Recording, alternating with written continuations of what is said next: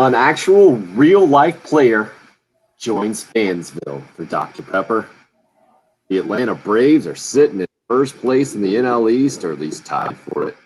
And the Gamecocks get another player on their roster as some movement last night for sure, at least some chatter about other roster deals. Welcome in. Hope your Thursday morning's off to a good start. Glad you're a part of the program. Talking about Clemson quarterback DJ Uiagalelei joining Dr. Pepper, signing up. Really first national deal. We've seen Bojangles deals for a lot of South Carolina athletes, and I think considered a regional kind of thing. But that's the one of the headlines in college football today, if not the headline, that the Clemson quarterback is now a spokesman for Dr. Pepper and joining those Fansville ads that have probably at first we thought was pretty interesting, or at least I thought was pretty interesting and pretty entertaining. And then I think it got to a point of being annoying, and then maybe it came back around. I'm not sure exactly. Bill, how do you take the Dr. Pepper Fansville ads from the last couple of years? I think it's the last couple of years, at least last year for sure.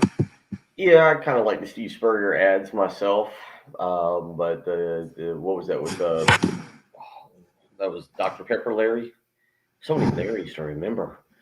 What was Larry Culpepper? I believe was Yeah. his stage name, and I guess I kind of preferred those, but yeah, I like the I'm probably more of a fan. I wish they I feel like they could do so much more with it.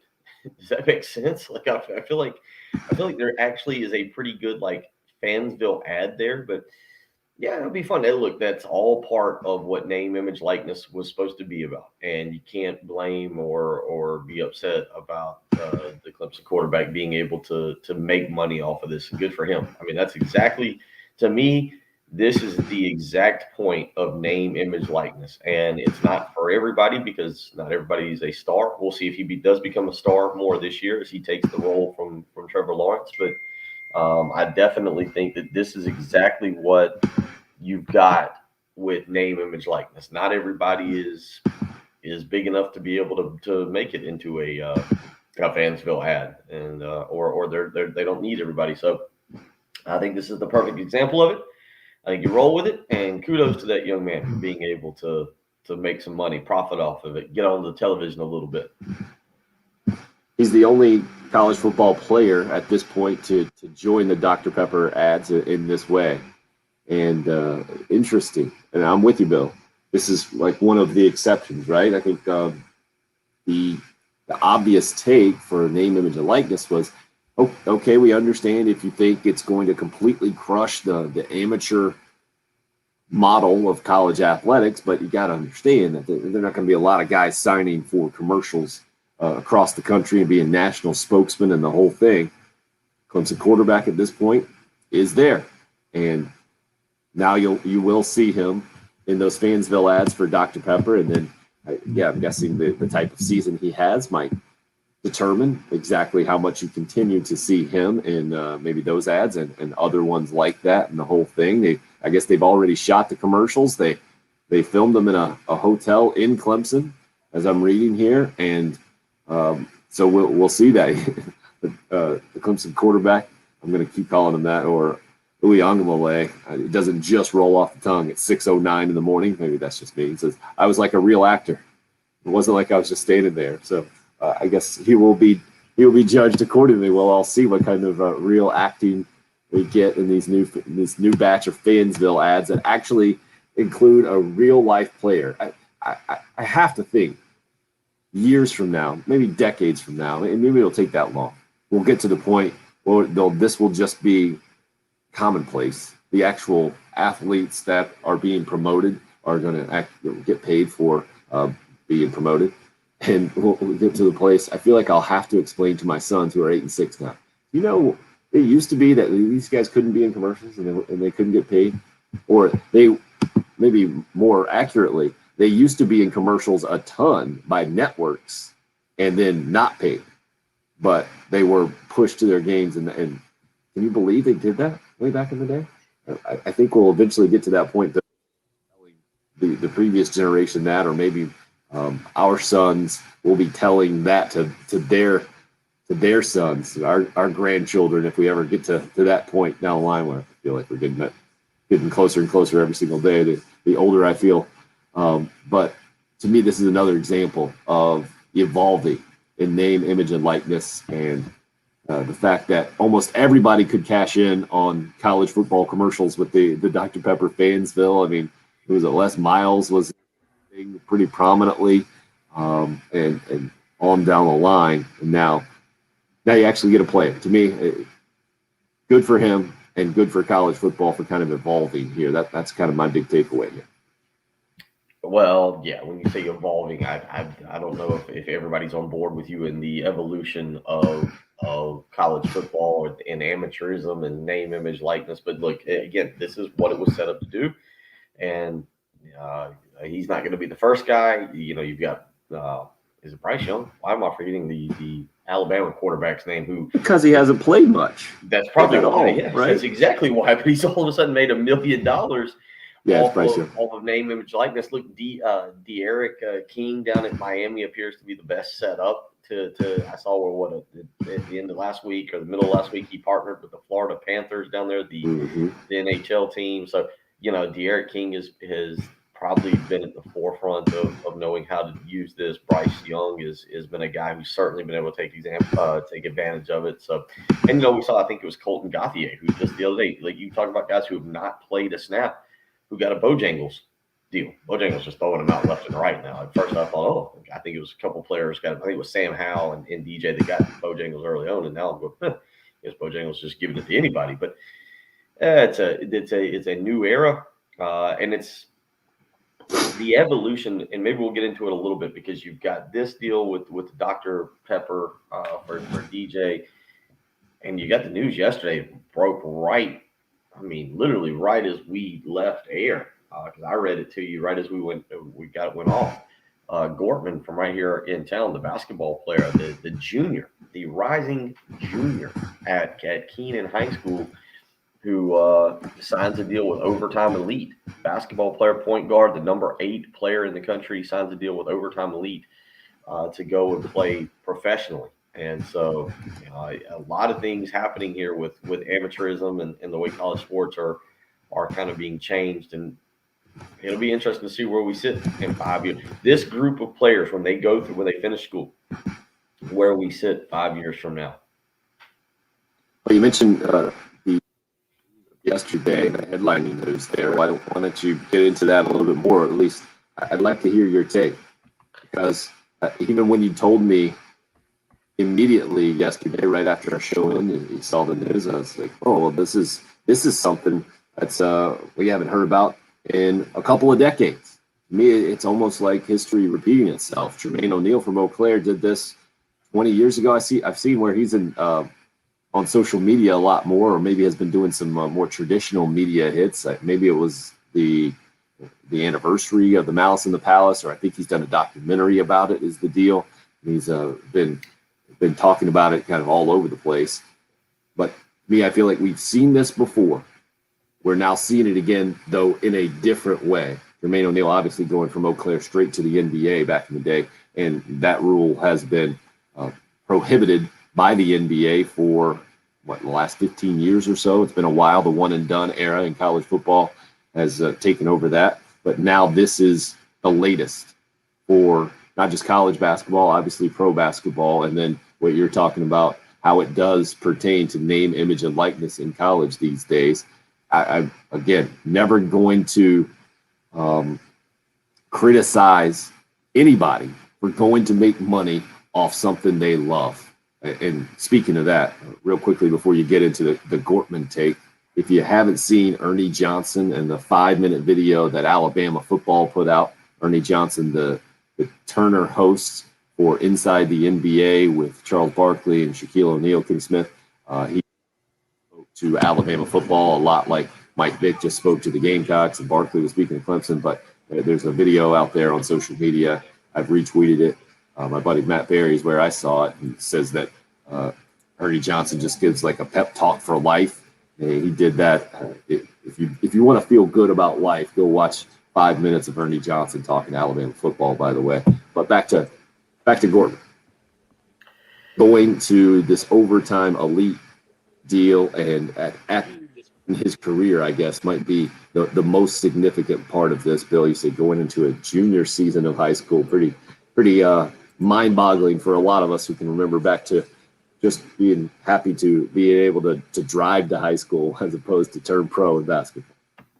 Yeah, I mean, look, Jazen Gortman, the point guard from over at Keenan High School. I mean, I think it's good for him. I think it's a deal you can't turn down. How big of a news is it? Well, if you look at ESPN this morning, there's a 5-star recruit that committed to Southern Cal, a 5-star recruit that committed to Kansas, and then another 5-star commitment that committed to Baylor.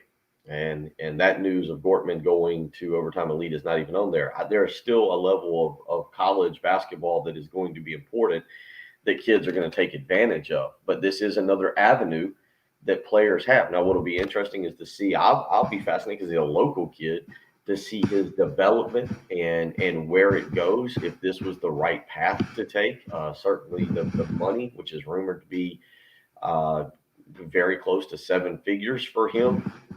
I'll be interested to see how it works out, how his development goes.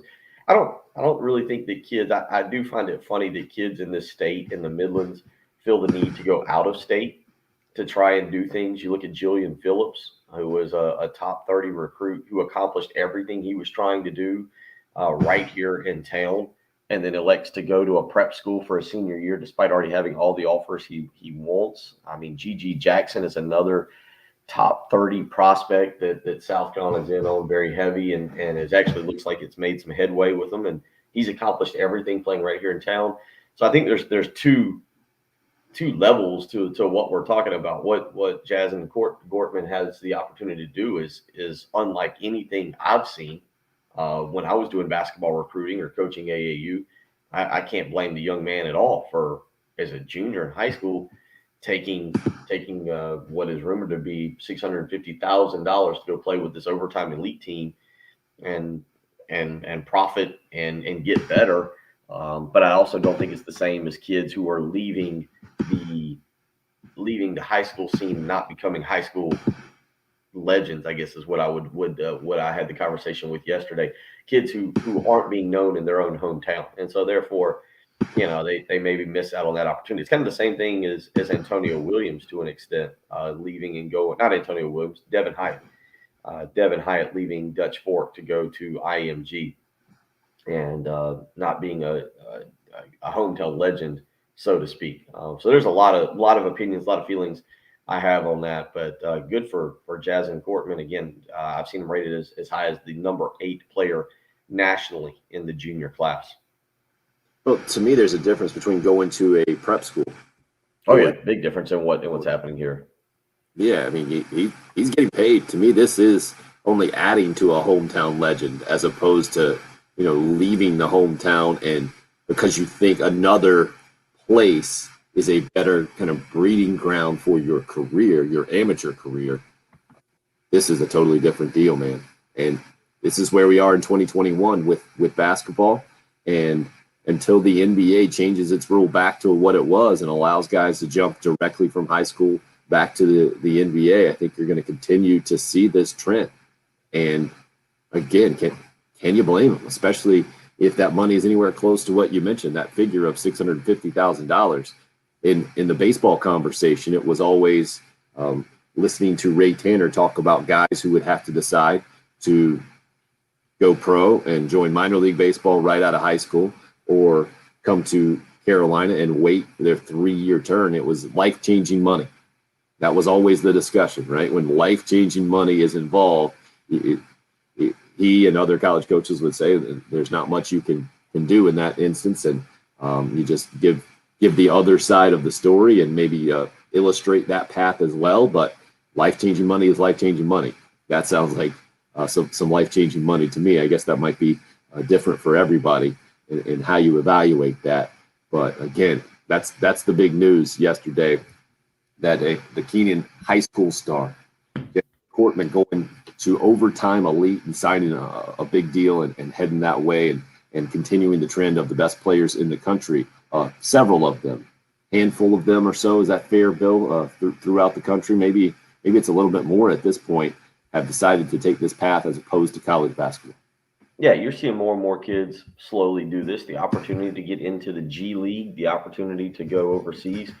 I think it's great. I think it'll be great for college basketball to move forward. I think it's going to be more about coaching. I think you'll have coaches who relied a lot on just recruiting elite athletes and maybe weren't good head coaches or good fundamental X's and O's coaches. So I actually think long term college basketball will benefit from this because you'll get the kids obviously who want to be there and aren't looking at it as a 1 year one and done. You'll still get a few. You're still going to get a few who want to go and experience that. I mean, money's hard to turn down, man. I'm not blaming Gortman for what he did. I think he did the right thing. I do wonder if he'll ever look back on it and miss an opportunity to go play in the NCAA tournament, which I still think is one of the best events in our country in terms of sports. And that'll be his decision, but you can't blame him at all for what he did. I think it's fantastic, and he's going to benefit right off the bat. But certainly interesting as you talk about everything going on in sports with name, image, likeness, and now with this opportunity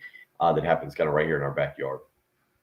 14th player to sign with overtime is what I'm reading here. And how do you understand this exact thing? It's an upstart league and not just a team. Is that how you understand it? If you got 14 guys, that's not a league. That's how I see it. But yeah, you expected to sign a bunch more players in the coming weeks and build out a league. Is that the deal? It's a transformative new sports league. So I'm not real sure. To be quite honest with it, I've not done a whole lot of research on what exactly it is. And I mean, quite frankly, not to sound callous about it, I really don't care. It's not something I'll watch. It's not something I'll get invested in. I'm not going to watch the G League. It's not something I have an interest in, and that I think it's great for these young men. I'm not trying to say that this is a bad thing and that I'm boycotting it. It's just not something I'm going to be very interested in terms of building a brand or building a media footprint and being on television. I guess maybe a time or two if it's owned and there's nothing else owned, I'll check it out if that's the direction it's going. But no, I don't see this being something that's really going to take hold in terms of like what's on television or being able to help kids in terms of publicity. I think it's more of just it's going to end up being a developmental league, which is as their thing says, a better pathway to becoming a professional athlete. Well, plenty of money up the line for Overtime Elite. They're sponsored by Overtime Media Company, which was founded 5 years ago and includes financial backers like Amazon's Jeff Bezos and Drake. Some NBA stars as well, like Trae Young and Devin Booker are into this thing as well. So very interesting stuff here. And I'm seeing where Gortman's headed into his senior year of high school, Bill. Okay, I'm sorry. Was it? Is it? No, I thought he had 2 years. Just had one more year of high school. I mean, with the way the guys reclassify these days, who knows, right? But you mentioned the Blythewood standout and Julian Phillips as well earlier this week, making the decision to go out to Missouri, play at a prep school, and head out of town. Very interesting movement from the local basketball scene for sure. I know our Kerry Rich will be on later today, I'm guessing, with his scheduled visit with Heath Klein and have plenty to say about this as well. But Jason Gortman from Keenan, the latest. All right, 2022. I'll admit, man, not doing basketball for me, but the kids, the way they move around these days, for some reason, I'm thinking he was a rising junior because I'd seen a 2-year deal. You know why I was thinking 2 years? Because you can't go to the NBA straight out of the league. 2 years makes sense. Senior year in high school and freshman year in college. That would be why I was putting 2 years on him. So, rising senior at Keenan. So 2 years. So he would still have to wait 2 years to get to the NBA, not be eligible right out of high school. Basketball has gotten just crazy. It really is insane kind of what's happening with these kids these days. The football news yesterday for the Gamecocks, Isaiah Norris, junior college defensive back, officially joining the roster. That news I'm reading according to Wes Mitchell of Gamecock Central. Other rumors out there we won't be addressing because they're simply that. I know several of you have inquired this morning. We stay away from the rumors as much as we can on this program until it turns into much more than that. And that's how we'll approach that this morning unless we get anything more substantial than that. 803-404-6100 is the number into the program. Love to hear your opinions, your thoughts. You can call or text that same number. The Love Chevy phone lines and Cool Care Heating and Air text line up and rolling this morning. We see several of you already going. Spencer says, I'll never drink Dr. Pepper again. So the Clemson quarterback and BJ Ongelaway joining those Fansville ads and already shot them and the whole thing. That's one way to approach it. That's one way.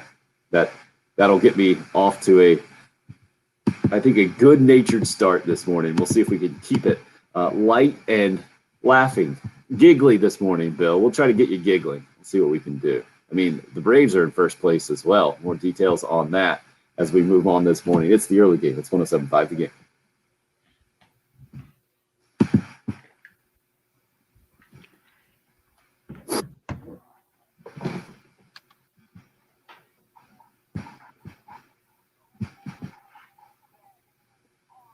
So the Wyndham Championship is happening.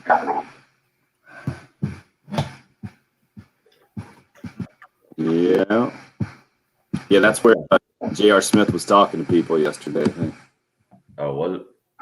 Mm-hmm.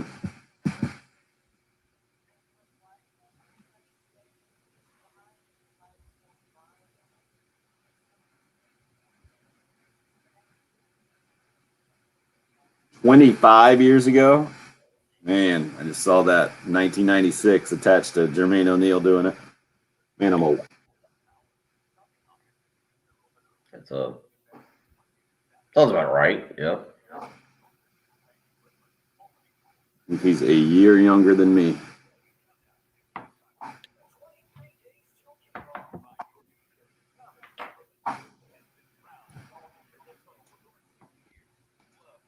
It was interesting, though. The clip I heard him talking in a podcast yesterday, I think, was about mental health and how it's a much different discussion now. And nobody was talking about it as it pertained to Ron Artest back in the Malice in the Palace days, and how, like, his psychiatrist basically traveled with the team. They didn't understand why. They didn't know. Well, they didn't talk about it. Like, they knew, they knew there was an issue there. No, I think you're talking about it's on Netflix. It's called Untold. Oh, yeah. The Malice in the Palace.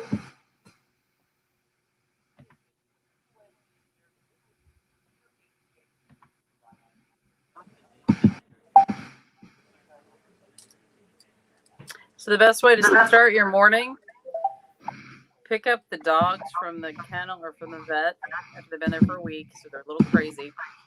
Kind of all over the place in the car. Get in the car this morning, and fumes are insane. Literally, I'm like that. Well, I had a spray bottle of like disinfectant alcohol. Apparently, top got knocked off of that. I mean, this was a fairly good sized container. Whoa. So I'm like, okay, I hope I can get to this. So drove all the way here with windows down and, Wow. So may have aired it out a little bit, but. Well, the hair looks excellent. Okay. The hair looks good. Yes, I agree. Yeah. Humidity, windows down. It's a good way to start the morning. Wow. Welcome Thursday, huh? Right? Can only go up from here. Can only go up from here. Yeah.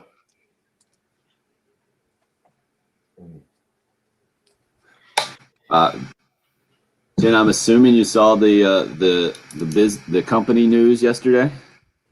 Did I miss something? I may have. Oh yeah, we'll talk about that off the live stream for sure. Are you hanging around till 9 now, or are you leaving at 8? I'm leaving at 8. Yeah, you guys can talk about that immediately after you guys finish, but we can definitely talk about that with you on the phone. Okay. Is there? I haven't even checked email yet. So is it in any of that?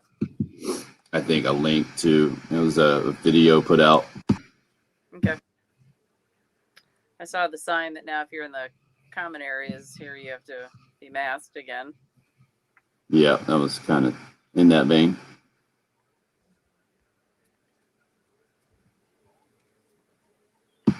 Watch out, Lake Murray. Craig will be invading. 4-day weekend. Oh man, I tell you what, I could use a 4-day weekend. Seriously, I'm with you. Bill, you might want to close those shades. Craig might be looking in. He might be knocking. The drapes. Yeah, okay. It might be Craig and the cat. What, Clyde? Clyde, yeah.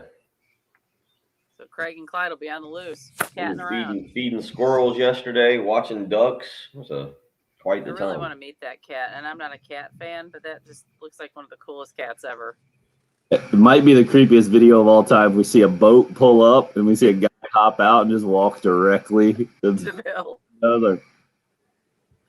With a cigar and a drink. We're back in. He said, leave the Angels envy out for him. Oh, not much left. No. Hey, guys, are up.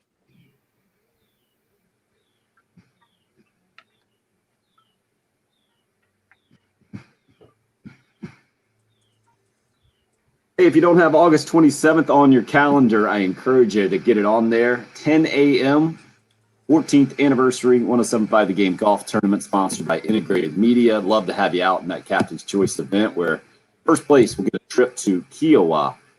We will be raffling off a pair of tickets to the Gamecock season opener as well. We'll be 8 days away at that point in a couple of weeks from tomorrow, Friday, August 27th. Over at Charwood in West Columbia. Give Charwood a call at 803-755-2000. Going to have Panera Breakfast, Little Pigs lunch for you. Raise some money from Camp Cole as well. That's the 14th anniversary golf tournament for 107.5 Game at Charwood on Friday, August 27th, 10 a.m. tee time. College football, relatively quiet day for Gamecock football yesterday, having the actual day off for the first time since preseason camp kicked off last Friday, I believe it was. It's Isaiah Norris joining up on the team here. Norris is coming from junior college and had an academic issue to take care of, or to one final hurdle to clear, I guess it was, and now joins a group that has a lot of new faces there from defensive back. Bill, what we heard yesterday from defensive players about the defense being complex, from Clayton White coming in from Western Kentucky and really changing the system. What is your expectation for a junior college defensive back transfer in Isaiah Norris coming in on August 12th, I guess will be his first practice today? And how soon do you think he could get on the field, or what's the likelihood of him being able to make a contribution early on? I mean, I think it would be limited. I think it's going to take a while. I think, what is it? They start today. He's got to go through 2 days of what's called, or 4 days of the acclimation period. I believe today starts the first day that they can go in, that they'll be able to, that the rest of the team will be able to go full pads. You've got 2 days of just helmets, 2 days of shoulder pads and helmets, and then you can go full pads. So there's a 4-day kind of camp where you've got to kind of ease into full pads. That's part of the law. So what we've got there is right now all the players that have gone through that are able to work their way into full pads today. So number one, he's starting a little bit behind. I guess from a mental standpoint, though, the good news is he can spend maybe as much time as he needs in the film room or trying to learn. They certainly need help at defensive back. Again, as you mentioned in the last segment, there are some rumors out there about Karan Prunty, and that popped up last night. Who knows what's going on with that? We don't know. So as you said, and I agree with you, we're not going to address it this morning because we don't know what's going on. But South Carolina needs help in the defensive backfield. So Isaiah Norris coming in, you hope he can get up to speed quick enough. But that's tough. Wasn't here all summer. Wasn't able to go through the player organized 7-on-7 workout. So I would, just based on past history of seeing players come in kind of late, it's hard to believe that he's going to be able to contribute much here his junior season. Now that could change. Maybe he comes in and picks it up really quickly and is a key contributor. So we'll just have to wait and see what Shane Beamer says about him. I believe the next time we hear from anybody at South Carolina is on Saturday after an in the stadium scrimmage, and maybe we'll get some more information on both Isaiah Norris and anything else happening with the team. It's amazing to me how you can come into a program like the immediate impact. never forget Stephon Gilmore, Steve Spurrier saying that, that we waited until second practice to put him in with the first string as a true freshman, just because we didn't want to completely tick everybody off, even though we obviously knew he was good enough to be on the first string immediately. And then guys come in so prepared, Bill, from a mental standpoint, because especially now with the ease of getting information out there, the playbook should have been in Norris's back pocket for a long time, knowing that he's coming to the Gamecock football program, the conditioning and the strength program recommendations should have gotten to him for a long time as well. And then it's just kind of up to the individual player to do as much as he can with that information and with those kind of protocols. And some guys really do a good job with it, and some guys not as much. And then, Bill, I guess there is a lot to Clayton White's defense from what we heard of the Gamecock football players a couple of days ago. And so it might not be a case of, hey, you just sit down and you take time with this playbook, especially when you're a defensive back and there are going to be a bunch of them on the field. And apparently it's pretty complex, right? This might not be one of those things where you can have kind of the self-guided independent study, or even maybe get your high school or junior college coach to help you out with it. It might be a case where you need to be sitting in a meeting room in Columbia, South Carolina with Gamecock coaches to get exactly what you're expected to do. And especially at his position, knowing the importance of defensive back. And certainly we've seen some struggles in recent years, and, Gamecock football needs some help there in a big way. I'm really interested in seeing what happens with Isaiah Norris, who comes in late here. Also, how the coaches kind of talk about him and their expectation for a guy who is just joining the program here mid-August. Yeah, with defensive back, it's interesting. Jamar Brown, I think, was the one who was talking about how nobody was going to be able to figure out this defense. I'm trying to think. I think it was Rick Sandage, maybe Zach Pickens previously, who were talking about the scheme and trying to learn it and maybe being a little bit more complex, more difficult. I'm trying to think if it was a defensive back that was talking about trying to pick it up. Because you would think a defensive back, it's a little bit more simple, right? Like, hey, guard the guy in front of you. You're in charge of guarding, say, number 21 at wide receiver. Run with him. Don't let him catch a pass. So how difficult is it for just a pure defensive back to understand? But well, the old cliche is the further away from the ball you are, the easier it is to get on the field early. And defensive back is about as far away as you can go, right? It was a Muschamp line. People are going to love you this morning for bringing that one back. But I don't think you made that one up. All right, let's not give him credit for that one. He made up everything in football. All gas, no brakes. He came up with that one too. I think that again, you would assume that Isaiah Norris could I would say by the end of September be a contributor. But I think also Tim, depends on the guys in front of him. How quickly does some other guys? Number one, how quickly does Cam Smith come back? What happens with other players? There are guys that have been on campus now for 2 months, for longer than that. How quickly does everybody kind of pick up this defense and learn and develop it? Because he is starting from behind, but how quickly do the guys in front of, or how well do the guys in front of him play? Are they able to keep him from working his way up the depth chart? Well, that's why I'm saying what happens here in the next few weeks and what we hear. I think we will be able to read between the tea leaves, if you will, or read the tea leaves, read between the lines, mixing my metaphors there. Because of, to me, it's not a great sign if you see a guy who comes in on August 12th, basically immediately making the 2 deep, and basically as soon as he's ready to go.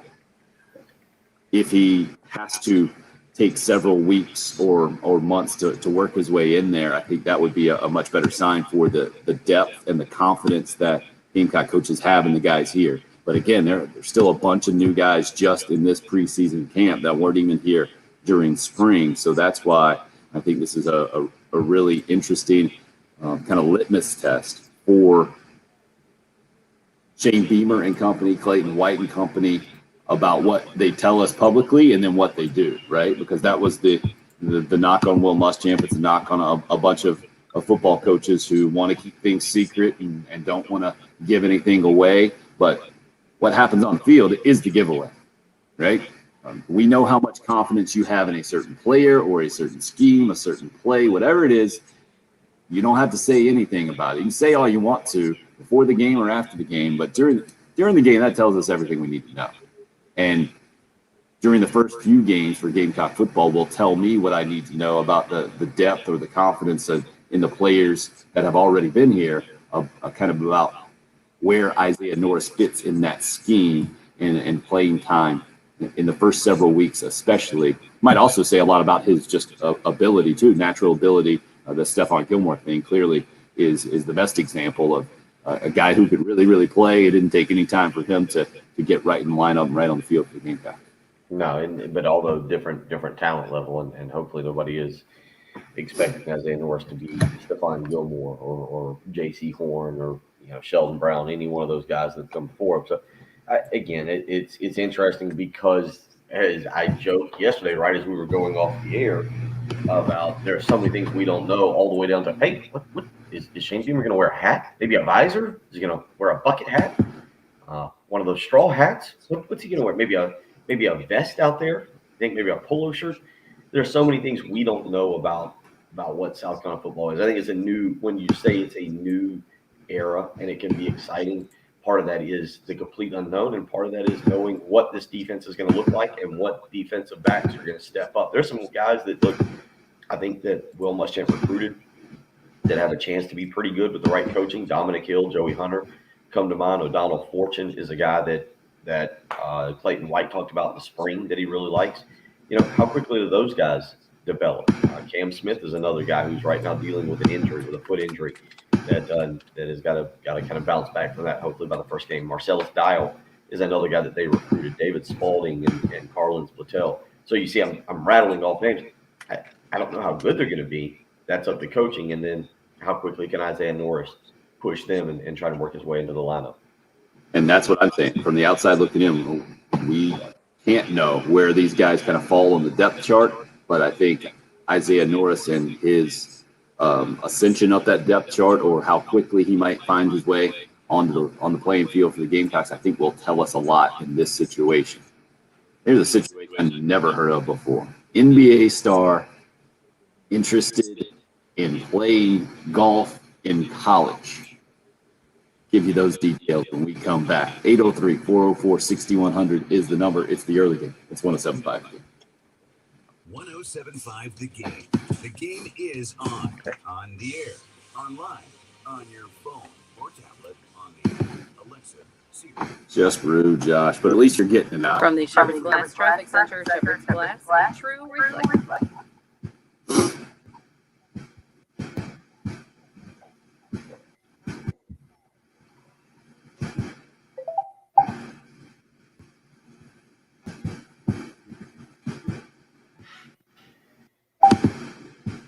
Boy, John. Looking forward to seeing you out there. I think we will officially make you, I guess maybe not at this golf tournament, but when Texas officially enters the league, we have to make you officially declare Gamecock or Longhorn. No more straddling that fence.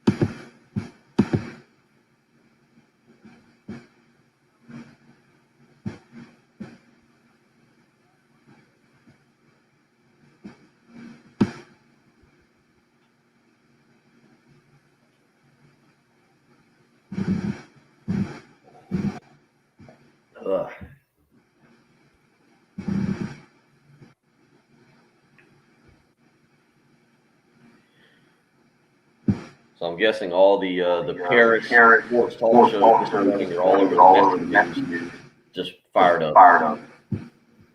What's that? Him signing with PSG yesterday, or the official signing and introducing him. And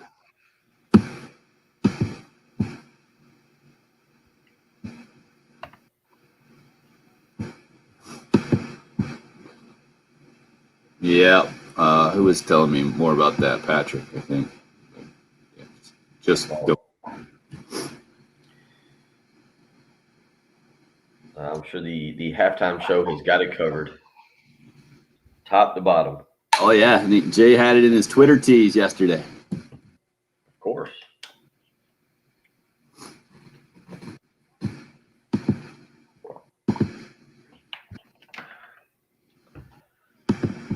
Ugh, That Jay, he's a marketing guru.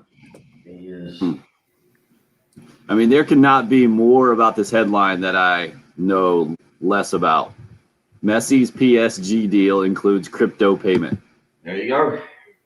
I don't know what else you could throw in there that would be more foreign to me.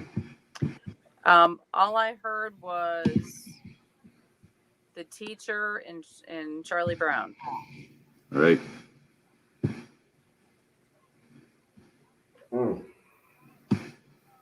I don't think you can see it. You see the little tower?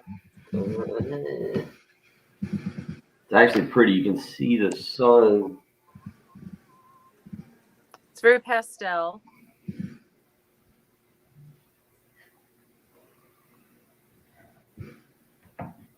Well, we get to see it longer. Let's see if we can. See, there's the sun's coming up. Actually, it's beautiful. It's moving just now, but there's a tower. I don't think you can. You can't see it if I'm standing in the way, obviously. I can't see the tower in the picture. Like one of the intake towers? It's one of the taller towers. I think it's actually back behind. This is just what I'll do for the next few minutes. Let's see if you can see the sun coming up. Let's open the door. Oh, that was good. Did lock the door last night. Can you see the sun coming up there? Do you see it? Looks good. It's delightful. It really is. Peaceful out here this morning. One duck. We're heading back in, I'd kind of rather as is Bill. let somebody else handle the show.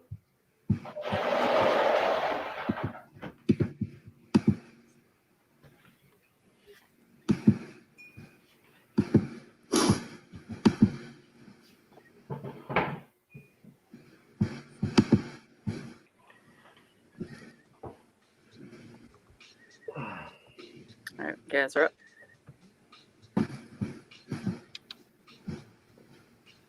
Ryan weighing in on the Cool Care Heating and Air text. Anything been said about the Ross kid from Washington? He's talking about a Washington State transfer, I believe, there, Bill, in the defensive backfield for the Gamecocks. No, but I mean, we haven't heard from coaches since practice started. So no, I mean, nothing's been said. We'll find out more.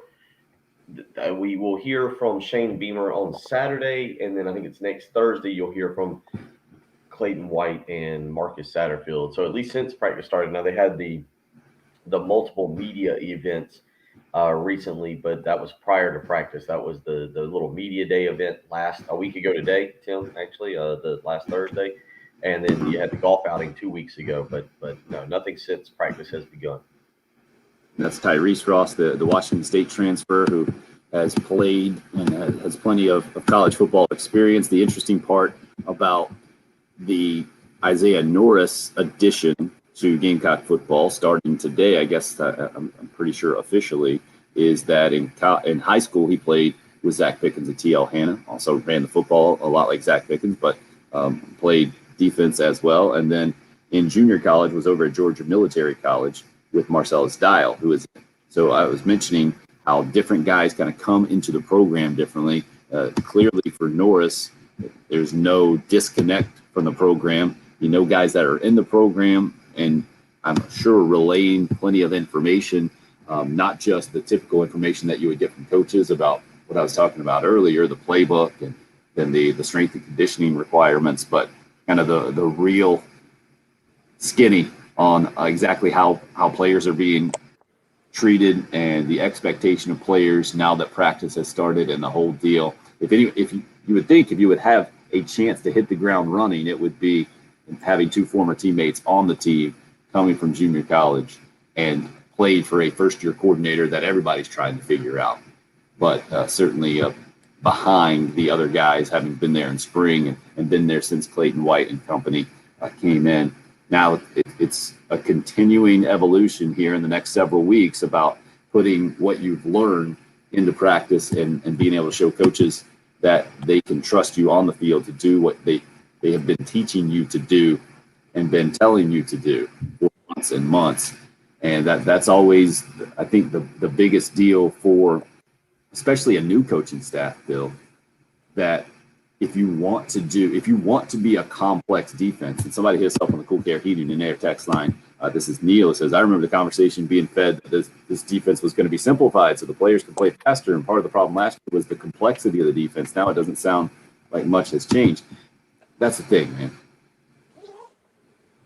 The narrative kind of follows, I feel like, the results in a lot of ways from those of us on the outside, that we will harp about miscommunication if there are plenty of miscommunications on the field, and then obviously things are too complicated or not getting to players, and then we will just give coaches all the credit if things are going well and guys are making plays, and then maybe try to tell you that things are simple. The whole thing, Bill, I think where college football is and trying to disguise defenses is the most interesting part about this, because after the Ole Miss game last year, when you hear their quarterback say that, yeah, we knew what they were going to do before they did it, and you see Lane Kiffin throwing up his play call sheet in the middle of a play and the whole thing, clearly it wasn't working from the South Carolina perspective, and now it's Clayton White's job to figure that out, right? To figure out how much to give those guys on defense, how complicated or simple to make it, and then how to present it to the offense as well to try to confuse or at least disguise what you're trying to do and be the most effective. Yeah, I mean, it's the evolution. It's interesting to see it go back and forth now, the evolution of the offense. You think back to, what was it, the beginning of the 2010 decade, and I think isn't that when we got the incredibly awful Alabama, what was the score of that Alabama LSU game that was played in, I believe, in Tuscaloosa? Was it 6-0 or 9-0 or 3-0? It was brutal, right? Remember? 9-6. I was thinking for some reason it might have been 9-3 or something. 9-6, and then once you got 9-6, then you ended up getting the 21-0 championship game there in the Sugar Bowl that Alabama was able to get payback on LSU for. So, now you've had an evolution of offense to where you saw Joe Burrow and everything he was able to do 2 years ago. I was watching yesterday. The SEC Network is kind of re-showing games, and they had the Ole Miss Florida game from last year that opened the season, where Kyle Trask threw for 6 touchdowns in the opener, and Matt Corral is throwing the ball all over the yard, and you're having kind of a wild back and forth between Ole Miss and Florida, that Florida ended up pulling away and winning pretty convincingly. So entertaining to see where offenses have gone, but now also where defenses are having to adjust, and you see this more of this 4-2-5 and what you can do to kind of confuse the quarterback and give him different looks pre-snap to try and throw him off a little bit. Game of the century, November 5th, 2011. Number 1, LSU. Number 2, Alabama. 9-6, the final score. LSU wins in overtime. 45. LSU did go on to score 42 points a couple of weeks later, maybe about a month later, in the SEC championship game against Georgia. But yeah, that definitely we've come a long way from that for sure in a lot of ways in college football. Todd says, thanks to Bill for the shout out for the Kings of College Football, Nick's second national championship from back in the day. And he said, you way oversimplified playing defensive back. You wouldn't want King Nick to hear that. 15. Just rubbing it in on Clemson fans. He's just rubbing it in. Speaking of Alabama, again, if you haven't seen Ernie Johnson on social media and part of his talk to Alabama football, I recommend that. Only, though, if you want to feel good about life, go and watch that.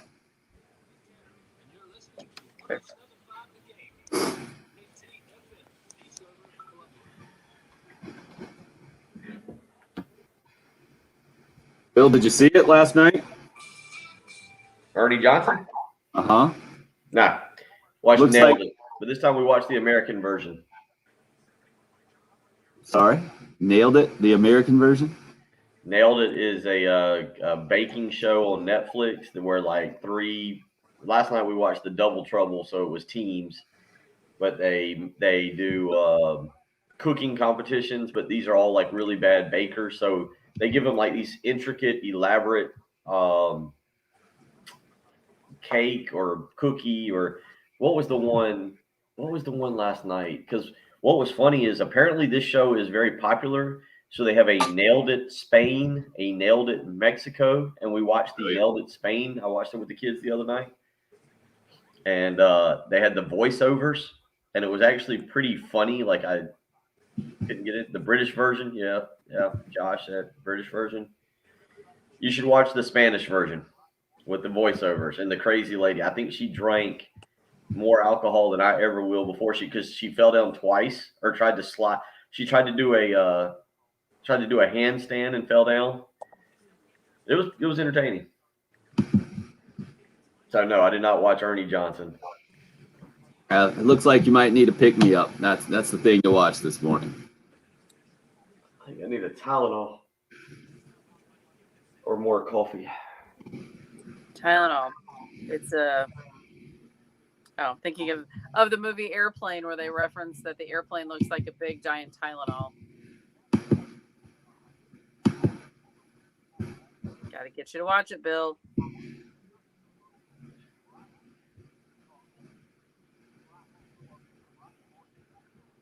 He's like my husband. Acts like he can't hear, but he can. Just ignoring.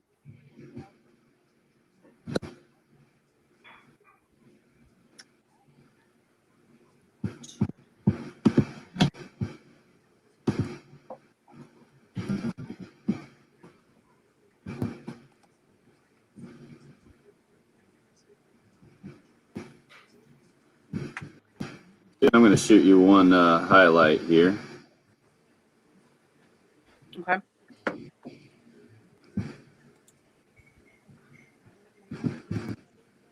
It's the Ozzy Albies walk-off homer. Is that via Twitter? Yep, popping to you on Twitter now.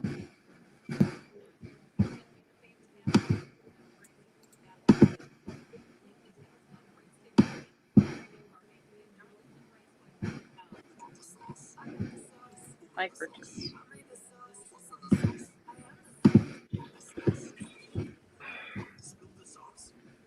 Who is Mike Richards? What were the shots fired? What did Jen say?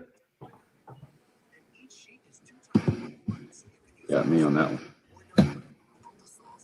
Tylenol, maybe? I do like I appreciate spelling out the pew pew. Pew pew.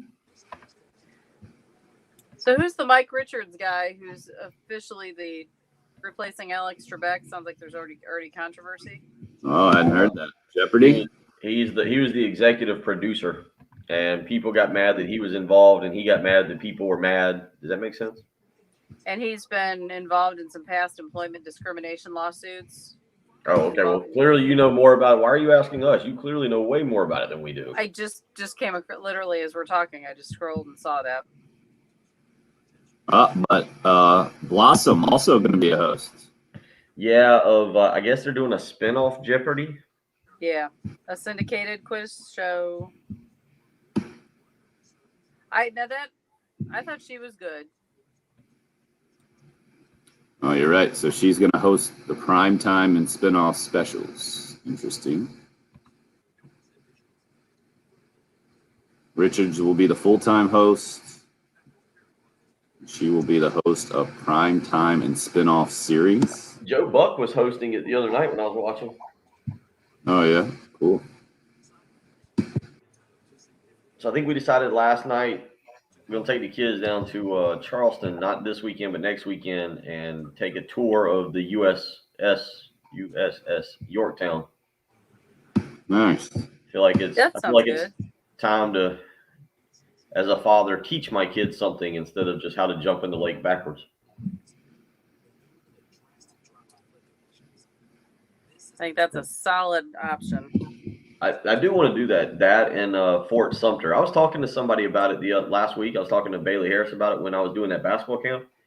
we kind of agreed with the way everything is that school trips. Y'all remember taking like school trips growing up? Yeah. That they're probably a thing of the past. Because Yep. of COVID? I think they're just a thing of the past. I think they're just. I mean, Ansley's going into 6th grade. She'll start. Josh, to answer your question, Josh, my kids start next Tuesday.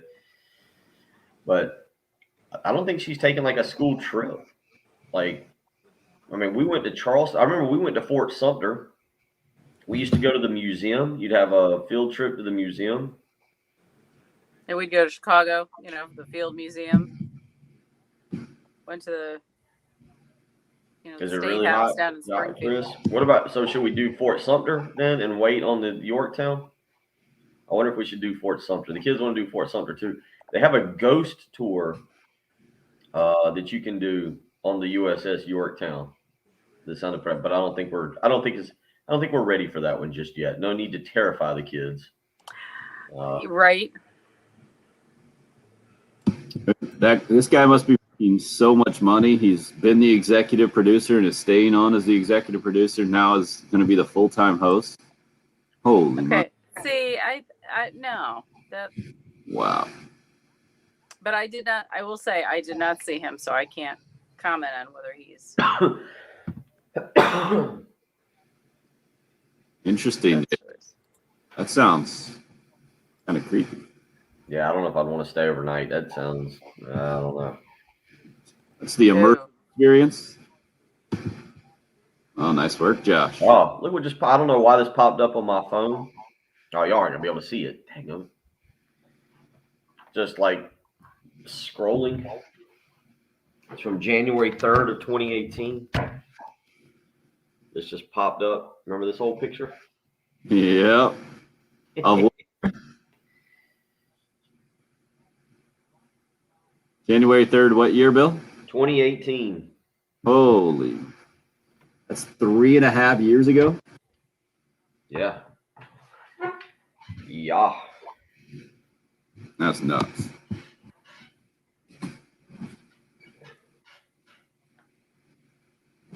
Oh, man.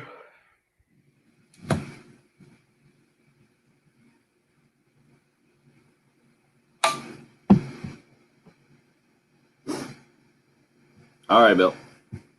Yeah, you're good. You got this hour. Done. Go take a nap. And you're just wanting basically the first part of that cut clip, correct?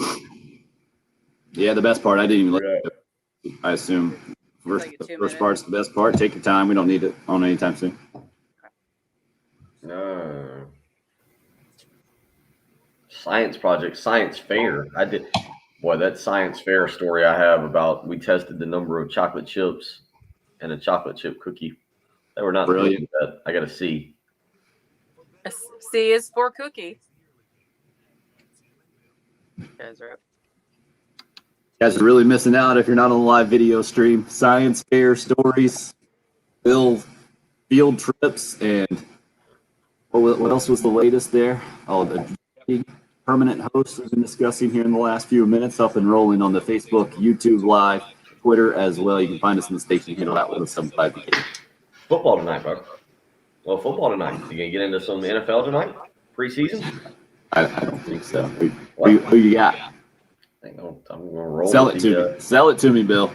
Well, let's see. What do we have tonight? Let me pull it back up. You got one game that's actually on television tonight. I believe you have the Steelers and the Eagles, but that is not being televised. I believe our television game tonight, yes, it is. It is the Washington football team. So Patrick will be glued to that. Patrick will be on back with me in the morning. So we'll get this afternoon. Huh? He's on this afternoon, noon to 4. Right, but that will be prior to the Washington football team traveling to New England. We'll get the full breakdown of the Washington football team's opening preseason game tonight. You can check that out on the NFL. So let's see here. We got Washington at New England. Need to look at the spreads. I landed both last week. I said the Steelers and the under. Patrick acted like I was a complete moron for going with the Steelers, even though I told him that I like the backup quarterbacks better. So tonight, if we can get off the Major League Baseball odds. Let's go to the Vegas spread here for tonight. You've got Tim.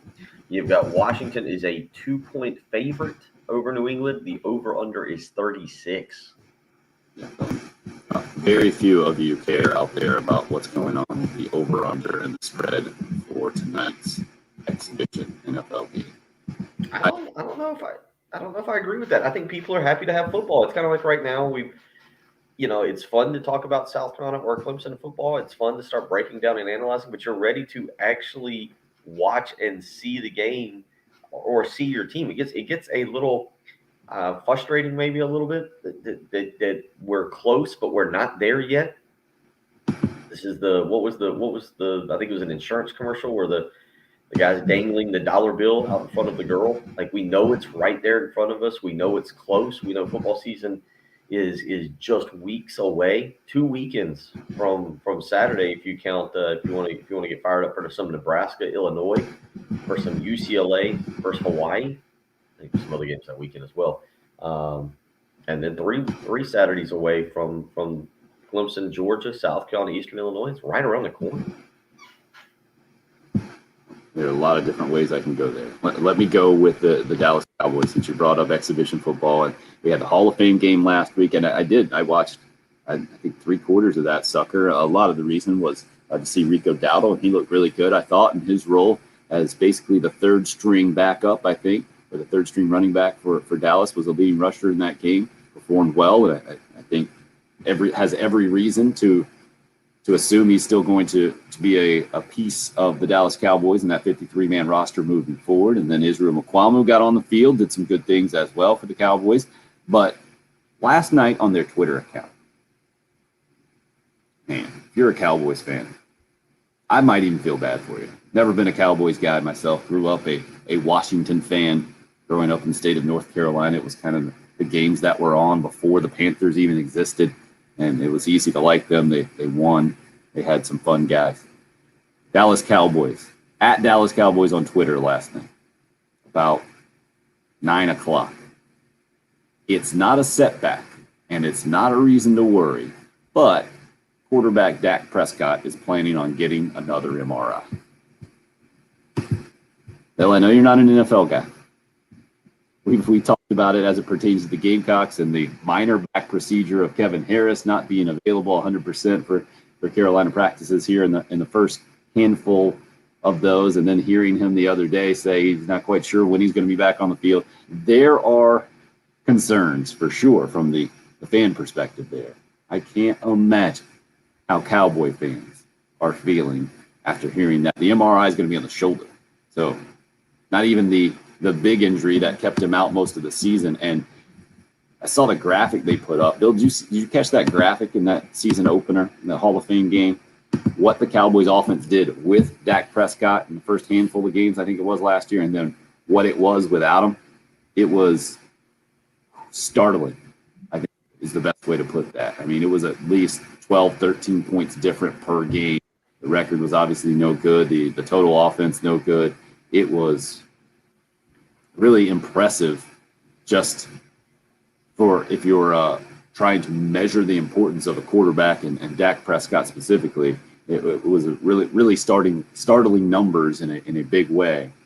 And now to hear this news, it can't be good. Now, Dak Prescott himself is saying it's just precautionary. He's on a pitch count. He wants to make sure everything's taken care of and the whole thing. But if I'm a Cowboys fan, I am not feeling good here. And I'm saying all this as Bill is turning around and looking very unsettled over there on the banks of Lake Murray. Everything all right? Did the Loch Ness Monster just show its head? I think it would be a similar type reaction I would expect. I'm not sure what just happened. Like something, I don't know if one of the kids just got up and started blaring a television upstairs or a boat went, but I'm not sure what just exactly happened. I'm guessing. I'm going to blame Craig.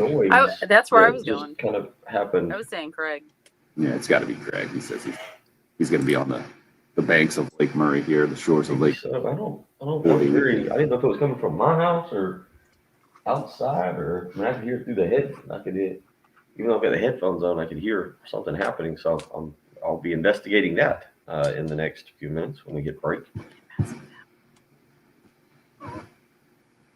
Craig says it's me creeping. All right, yeah, you can just hide out there and stare in the window. Bill, what do you make of the Cowboys tweet that it's not another setback, nothing to worry about? Dak Prescott is getting another MRI check on his throwing shoulder. Man, there are things that you can check on at this point, especially if you're coming back from a different injury and you're going to be okay. But when I hear throwing shoulder and quarterback and shoulder strain right now, that is not making me feel good if I'm a Cowboys fan. What about you? How do you take this? I'm not sure. There's a boat. I see the boat now way over there. It's loud. It's like one of those power speedboats that apparently feels the need to be out at 7:10 in the morning. Okay. I don't know if you saw this. There was an article on ESPN yesterday that basically said he was fine. It said the intensity of his workout. I guess he did the workout yesterday morning. It was because it talks about his Wednesday workout where he threw certain pass routes without a defense out there. He said the intensity of his Wednesday workout was more than the intensity of his Tuesday workout. I did not see the tweet last night that you're referring to. There was a part that he was going to have an MRI on Friday. So I'm a little thrown off of this. The article yesterday, as I was just scrolling the internet, I've got it back up here. It's on ESPN. It was from 2:33 in the afternoon. It says Prescott will have an MRI when the Cowboys return to Texas after Friday's game at Arizona. The precautionary exam will be done to see how the healing process is coming along in the shoulder. So to me, as I go back and look at what I read yesterday, it doesn't sound all that serious. It sounds like just something that they're doing to continue to monitor him and bring him along. I do find it interesting that we're at this point in the preseason and that he's not taking some reps, even if he's not being hit, but not taking some reps just against the defense. But yesterday, again, went through a pre-practice quarterback school, that's what they called it, without a defense on the field, through routes to running backs, tight ends, and wide receivers. Said the intensity of his Wednesday session was more than Tuesday. He was not allowed to fully test the arm with more challenging and deeper throws. So that's where he stands, certainly with the contract he was given. I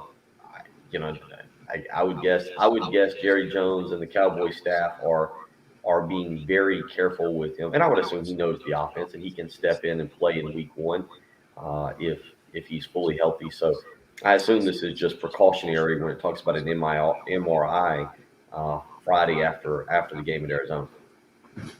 Yeah, you can go that way for sure. And then you can also say, man, this is a lot of information or PR spin that the Cowboys are putting out there right now, just trying to make sure that their fans don't freak out. But when I hear the quote, not let it linger, then there's an issue. And I don't know if you're going to feel good about this thing moving forward if you're a Dallas Cowboys fan, because Dak Prescott is so important to their team. I mean, there are, maybe a handful of other quarterbacks you put in that category right now, Bill, in the NFL. There are not many guys who are as important to a franchise. Let's go, not just an offense or a team, to a franchise as Dak Prescott is to the Dallas Cowboys. I think we saw that last year. And now to hear this, man, good luck out there if you're a Cowboys fan. This is all part of the preseason journey, including exhibition games tonight for sure. That Hall of Fame game got us going last week. And maybe the Cowboys are being forthright here. Maybe I'm being a little bit too skeptical, but when I see a tweet that says, and it's not a reason to worry, but, and then MRI is attached and the whole thing, maybe that's just being a overly dramatic football fan. Chris says, not freaking out. I'm not saying you should freak out, Chris. I mean, you are the guy who brings up the Cowboys almost every single day on the live stream, though. So we get your fandom. Not freaking out, but I don't think you can be feeling 100% secure or confident right now as a Cowboys fan with your quarterback and his health moving forward and knowing how important he is. Important to us as well. Your thoughts, your feelings.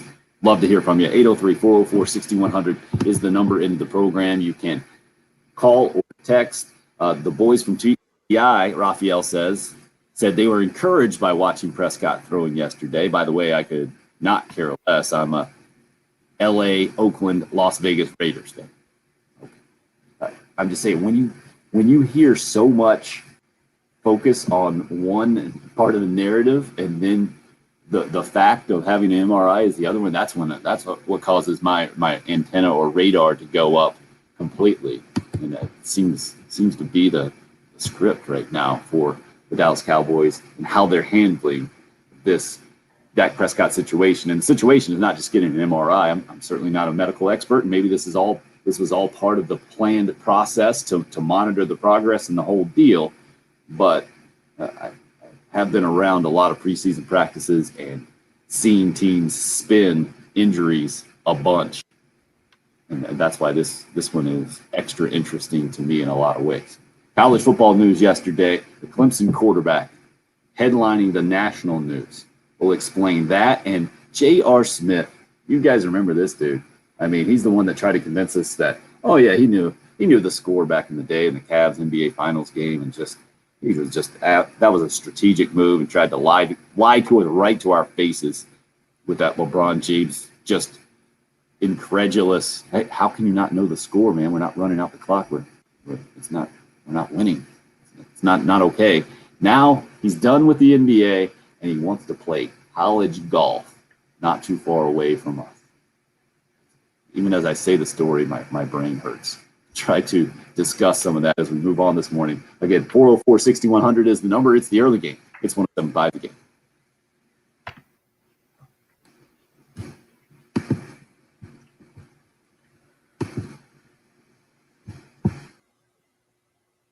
We were talking about that football game tonight. Maybe one of the ways you're going to watch it is to sit out by your pool, grill out a little bit. Kids do cannonballs or jackknives or just dive, just a regular dive. Or maybe they just jump in the pool. Maybe they don't even do anything fancy. Maybe they just jump in and have a blast. Although, if your pool's dirty, you probably don't want them jumping in. They probably don't want to jump in. Probably not going to be happy with you. Better get that pool cleaned. Better have it good and clean for the weekend so you can watch some football, grill out, maybe have people over. You don't want to do it yourself, though. You need Corley Pool Solutions. They'll offer flat rate pricing, including all the chemicals. 803-445-8109. That's the thing about it. You're probably a hard worker. You probably go to work each and every day, come home, you're exhausted. You got to then take kids to soccer or football or cheerleading or who knows what you got to take them to. But you don't feel like going to the pool store yourself, buying the chemicals, then having to figure out how to mix them properly, make the pool pH balance work properly. Use a professional. Use someone with 20 plus years in the business that knows exactly what they're doing, knows how to keep your pool clean and ready to be used.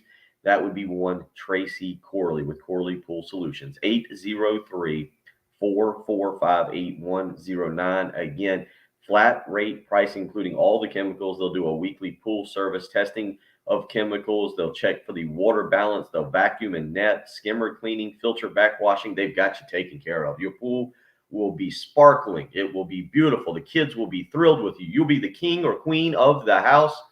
Just call Corley Pool Solutions. 803-445-8109.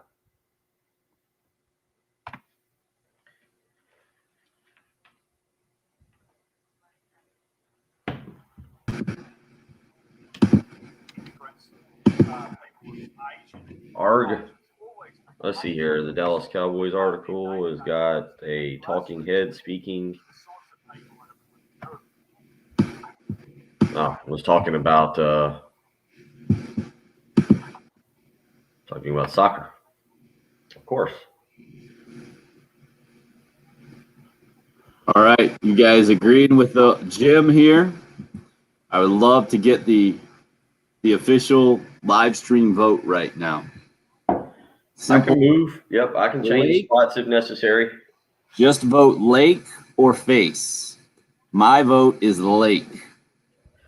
Oh, Face. Jen, how are you weighing it? What are you weighing in with, Lake or Face? You're still on mute, Jen. Yeah, no, I'm thinking. Sometimes I would like to see expressions, but you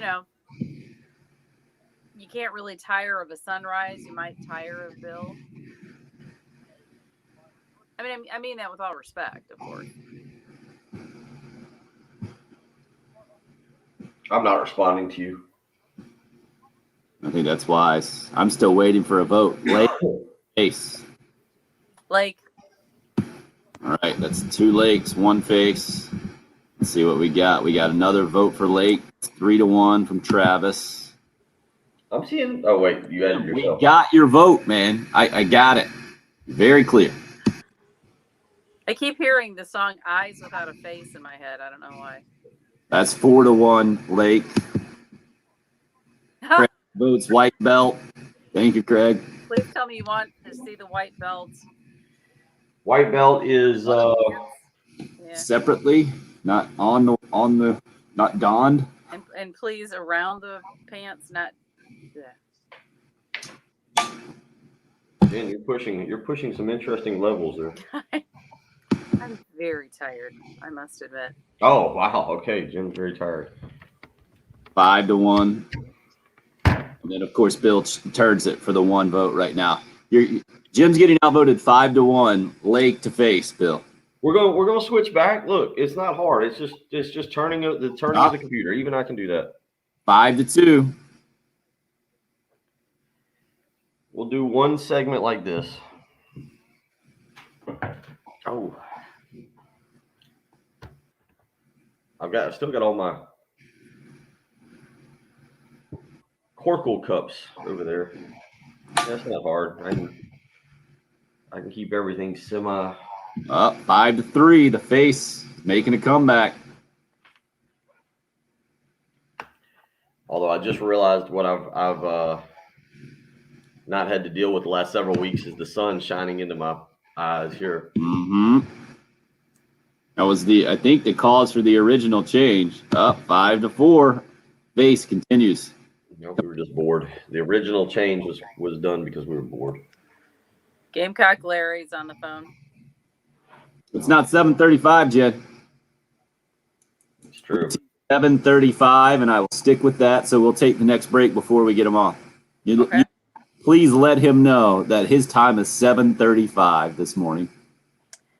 He's late calling because usually we have not even hit the top hour update at 6 o'clock before he. Well, as a former drill sergeant, I hope you can understand that when you say a time, you mean a time, and that's what we're going to stick to this morning. Even though I'd say about 90% of the time on this show, we don't stick to the times that we say. No, we don't. No.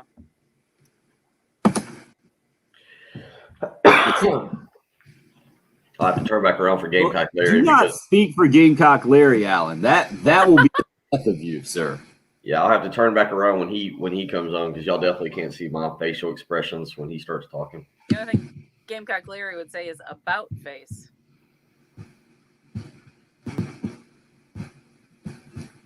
You guys are up. Perfect time to tell you about the August 27th, 14th anniversary 1075 The Game Golf Tournament, Charwood, out in West Columbia, 10 a.m. that day. 8 days before Carolina kicks off the season, we're going to raffle off a pair of tickets to that season opener of South Carolina and Eastern Illinois. Also give away a trip to Kiowa for the winning team. It's a 4-person captain's choice event. You can sign up as a team or as an individual, and you do it straight through Charwood there. Just give them a call at 803-755-2000. Saw them on social media recently, the greens looking good, and admitted that they had kind of gotten away from them here in the recent months, and now they're back to much closer to where they want them to be. If you join us on August 27th out at Charwood, Panera Breakfast, Little Pig's Lunch, going to raise some money for Camp Cole as well. Going to have some first place trophy and the whole thing, courtesy of the Trophy and Awards Center over on Sunset Boulevard in Lexington, and that 14th anniversary 1075 The Game Golf Tournament presented by Integrated Media. Again, Friday, August 27th at 10 a.m. Looking forward to seeing you guys out there for that. And I think it's because he's a 5 handicap is why I'm bitter at J.R. Smith right now, because the story, I shouldn't be bitter at a guy who is going back to college, right? J.R. Smith, one of those guys who jumped straight from high school to the NBA. He originally committed to go to North Carolina back in the day. This is 2004, and we talked about this a little bit more this morning, Bill, because it has local implications, and the Keenan star, Jay-Z Portman, signing with Overtime Elite in a new professional league, and he's not going to be an amateur basketball player anymore, clearly not going the college route, and just turning pro. That was the news a little bit right maybe at the end of our show yesterday, and we discussed that a little bit this morning. But what about J.R. Smith trying to get his collegiate eligibility to play college golf at North Carolina A&T? And Smith says he's going back to school after taking a trip to the Dominican Republic, I guess it was, with Ray Allen. And Ray Allen, I guess, was telling him about getting back to school and doing something good for the rest of his life, kind of investing in himself. I feel like he's getting greedy here now, trying to play college golf. Can you imagine being a college golfer and J.R. Smith is in your group or in the tournament and the whole thing? Seems annoying. It seems annoying. That's what I'd go with. I'm not sure how you can get college eligibility back. I mean, am I wrong? I guess he didn't play at North Carolina. I think he was supposed to go to North Carolina. Did he? But again, like Chris Winkie played pro baseball, right? Goes back and plays college football. I think it's a different sport. I think he got a good shot here. I don't know why he wouldn't be eligible to play college golf, and he never used up any eligibility. You know, the old line was you have 5 years to play for. So as soon as you start college and you in any sport, your 5-year clock started. And now, because of the extra COVID year, you add a red shirt in there, it seems like it's basically you got 6 years to play 5 for these current college athletes. But a guy like J.R. Smith, back in the day, never even played anything in college. I don't see why he wouldn't be allowed to play college golf. And obviously, North Carolina A&T would be all for it, just for the publicity they're already getting. And college golf, I assume, would be all for it in a lot of ways as well. I would assume college golf would be all for it. I don't I don't know who's the commissioner of college golf. Who is the head of that? I don't know. What do you want with J.R. Smith? Is it something you would follow? It's not going to put him on television, is it? No, definitely not. I mean, this is just as something that we're talking about right now because football. We don't have enough football to talk about because this has never happened before, man. I've never heard of this before. And the question is, am I wrong to kind of begrudge J.R. Smith? Like, man, you're just being greedy. You made all the money, almost all the money in the world, and now you want to play college golf. But if it was me, if I would want to do it, right? I think if I'm honest with myself, like, of course, why if you can do that, why wouldn't you do it? And obviously, he's a much better golfer than me at a 5 handicap, and I think that's what it comes down to. I'm just mad that he could whip me in golf. Well, I mean, and who was it? Craig brings it up on the live stream. A 5 handicap is that good? I mean, that maybe gets him on the team. Craig says a 5 handicap isn't good enough to play college golf at North Carolina A&T. Is it? I have zero clue. Like, does that put him on the team? I know that doesn't make him one of the top 2 or 3, maybe 4 guys, but is that good enough to get on the team? And then you think about if he's a 5 handicap and he can get a little bit of coaching, right? And now RL says, get J.R. Smith an NIL deal. Name him to the likeness. Maybe that's what he's going for. Who knows? I mean, I'm trying to evolve my opinion here. Good for J.R. Smith. Good for him going back to school, first of all, and trying to improve himself, educate himself. And then while you're there, why not just – I mean, this is almost like a Rodney Dangerfield joining the old diving team, isn't it? His own version of it. That's what I'm getting the feel here of back to school. I'm coming around with this thing. Good for you, J.R. Smith. Go have fun. Bring some good positive attention to college golf and North Carolina A&T. And then show – you can also show, too, how good other college golfers are. And even though I think the 5 handicap is really good in golf, that it's going to be really difficult for you to compete and go win in any college golf circles. And that NIL deal that RL jokes about is a good reminder of kind of the headlining news from yesterday about Clemson quarterback DJ Uiagalelei joining Dr. Pepper, and he's already shot the Fansville commercials. And Bill, this is another example, I feel like, of obviously guys cashing in on the name, image, and likeness in college football, and the first time we've seen this thing. But I mentioned it with Bo Nix, I think, last week about how I think there are going to be more signs or really interesting signs now for college game day and in stadiums, and a way that opposing fan bases can kind of go at you. In the story I read about DJ, he said I was like a real actor there in those commercials and the whole thing. Well, if some people don't like the acting or don't like the commercials, I'm sure they will express their opinions very creatively at Clemson games this year. And it just, it opens up a whole new world in so many ways. Yeah, I'm sorry. I got stuck when you were talking about J.R. Smith going back to college, and you said Rodney Dangerfield. I was thinking of Method Man and Redman when they went back to college in a movie years ago. That's where I was kind of sticking. The situation now with name, image, likeness, again, it'll be interesting as we get into the season to see the developments of certain collegiate players. Spencer Rattler is a guy who comes to mind that certainly is already being talked about. I don't know if I have. I'm going to look it up here as we kind of talk about this and just look if there is a current Heisman odds for 2021. Who is in the lead? I think Patrick knew this instantly as I sit here. So this is per Vegas Insider. Spencer Rattler. So DJ is tied with Bryce Young. This is, again, I'm using Vegas Insider's lines. This is the most updated lines is August the 8th. So, Tim, if you're talking about guys who are most likely to get the most airtime to be involved in the Heisman Trophy consideration, Spencer Rattler is the top guy. DJ and Bryce Young are tied at 11-1, and JT Daniels is 12-1. CJ Stroud, the Ohio State starter, who's never started a game, is 16-1. So it's kind of actually DJ's at least started a game, but you've got Bryce Young, who hasn't started, and CJ Stroud all in the top six. Two guys who've never started a game who are considered Heisman frontrunners. Now we've got our buddy Gamecock Larry slated to come on at 7:35 this morning to release his preseason top 25. He talked to us about that yesterday. But before we do that, we'll get out to the Love Chevy phone line. Spencer, now you're on a bit of a pitch count here, a time clock, because 7:35, we've got to take a break before we get to Gamecock Larry. That was already in stone this morning. But feel free to lead us off, get us going there on the Love Chevy phone lines. Morning, sir.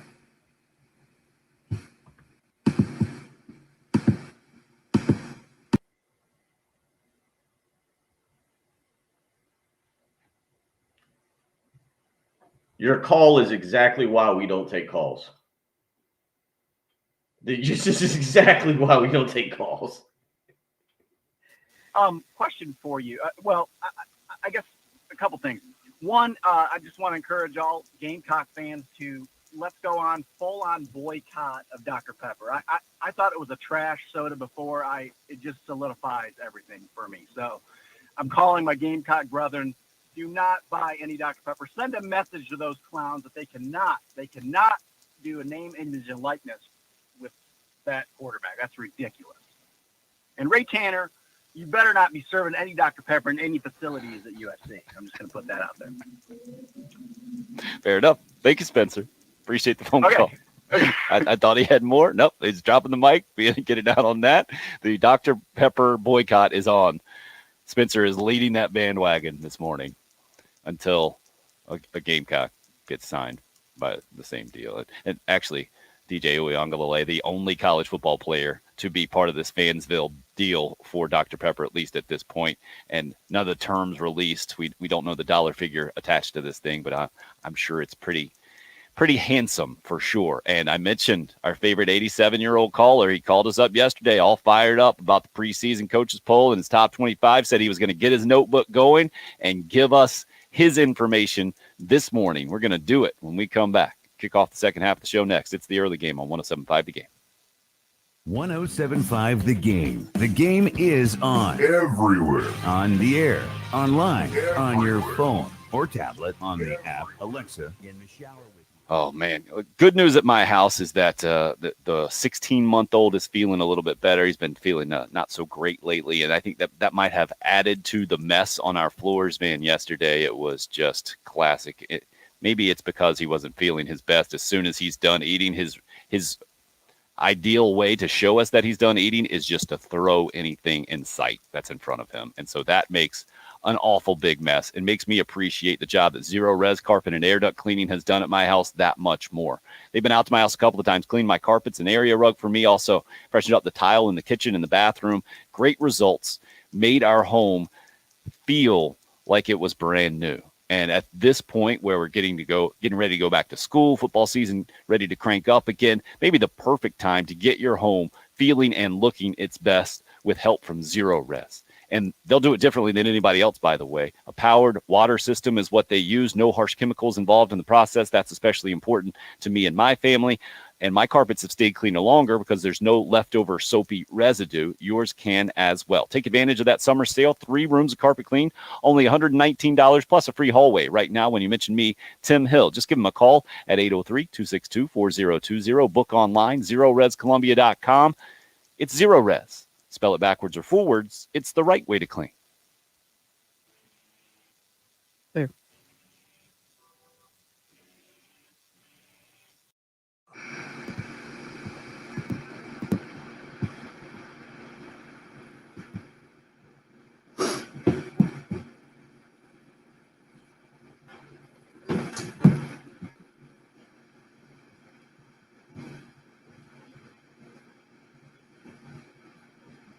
That's pretty funny, Troy. See what Troy did there. Justin, good for you. You're gonna show the man, or maybe not show the man. I'm not sure what we're doing. Toughest moments. I don't drink dark soda anymore. My kids Good do. for you. No, it's a good Never been. beverage. Got to. You are a Dr. Pepper fan, Jen? Yeah, Diet Dr. And I've Pepper. never been. Yep. I guess you could go to what was it, Mr. What is it, Tab or Mr. Pibb? Mr. Mr. Pibb. Pibb, Thank you. Yeah. My mother-in-law absolutely despises Dr. Pepper. Like she could be a little like over dramatic about things sometimes.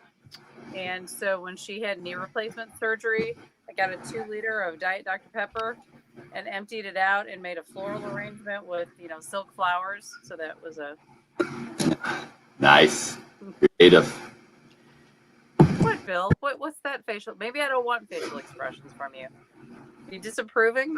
Yeah. I don't think my the facial expressions have not improved over the last 3 or 4 weeks that I've been sitting there with my back to the sun and you can't see me. So Yeah, I thought you were turning us back to the lake, man. yeah, I probably should do that with Gamecock Larry coming up. Thank you. Chicken. Jen, I was saying I just talked to Josh. Okay. Apparently you and him were on the same wavelength because as you were texting me, he called me about the same thing. Wow. And we're gonna get an email. Okay. Just trying to keep you all organized.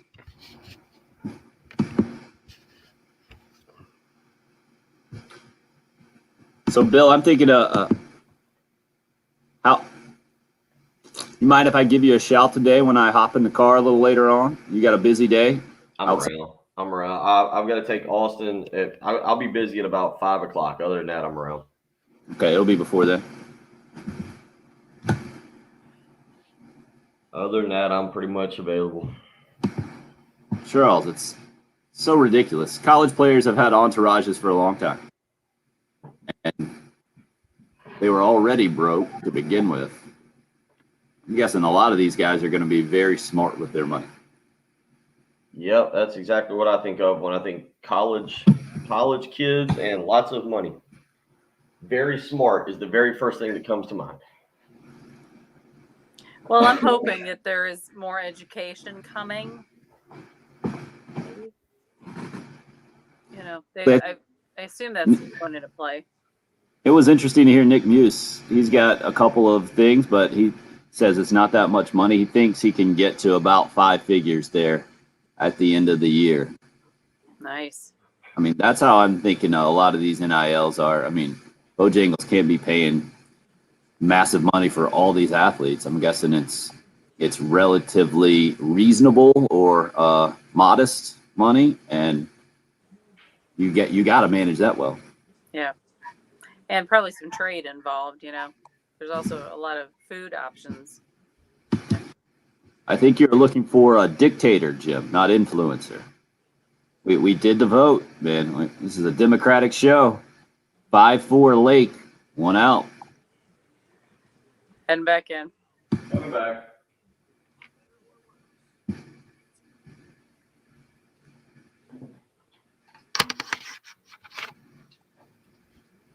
Guys are up.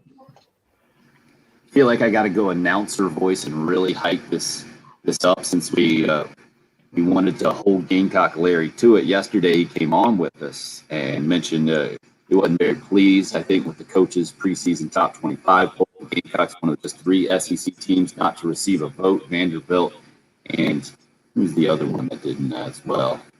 Tennessee. The only 3 programs in the SEC that didn't get any kind of consideration for the coaches' top 25 vote. So I'll go announcer voice here, Bill, and really hype Gamecock Larry up if you can stand that for a couple of seconds. That work for you? Go ahead. What do you got? And now, Gamecock Larry, Love Chevrolet phone lines, preseason top 25. Gamecock Larry, can you handle that morning hype? I'm not going to give him a top 25. What? I'm just going to give him I'm going to give him a top 10. But first, I got to say something. I got to say something about this. Let me get this thing right now. I don't blame these young men for going to leagues and signing these big bonuses and all that. I blame these adults that's making all these rules and regulations. They forgetting, the parents is forgetting the childhood and the junior and senior days of their children these days. It's a shame. They're done spoiled college basketball, college football. Now they're getting down there, they're going to ruin high school basketball. But that's all right. The old Gamecock Larry's all he won't have to worry about it too much. But my top 10 is Number 10. Alabama, Oh, number 1. Okay. Oklahoma, Yeah, he's going. Yep, he's not even putting numbers. I love it. Clemson, number 3. Okay, there we go. Ohio State, number 4. A&M, number 5. Notre Dame, number 6. Iowa State, number 7. Georgia, Muschamp, 8. Cincinnati, 9. Florida, 10. That's my top 10, and I got the rest of them, but I'll give those some other time. I give 5 at a time, but I just got aggravated yesterday and the day listening to all this. The generation, let me say this, where the parents and people making these rules and regulations is forgetting a lot about raising these young men. It ought to be like it used to be. Join the Army for $47 a month or get drafted. And then you'd see a whole lot different. That's about all I got. Oh, yeah, Root Hog called me again. Root Hog, how in the world did you get such a beautiful young lady to say yes? How did you do that? I would like to know. Alexander, old Gamecock Larry, going to come to the Palmetto Express between 10, 11, and 1 if I can get a ride. If you're around, come on out and talk to me, buddy. That's about all I got to say. I'm aggravated. I don't like this money getting in all these adult eyes. That's all I got to say. Go Gamecocks. Gamecock Larry, ladies and gentlemen. That was as good as I expected it to be.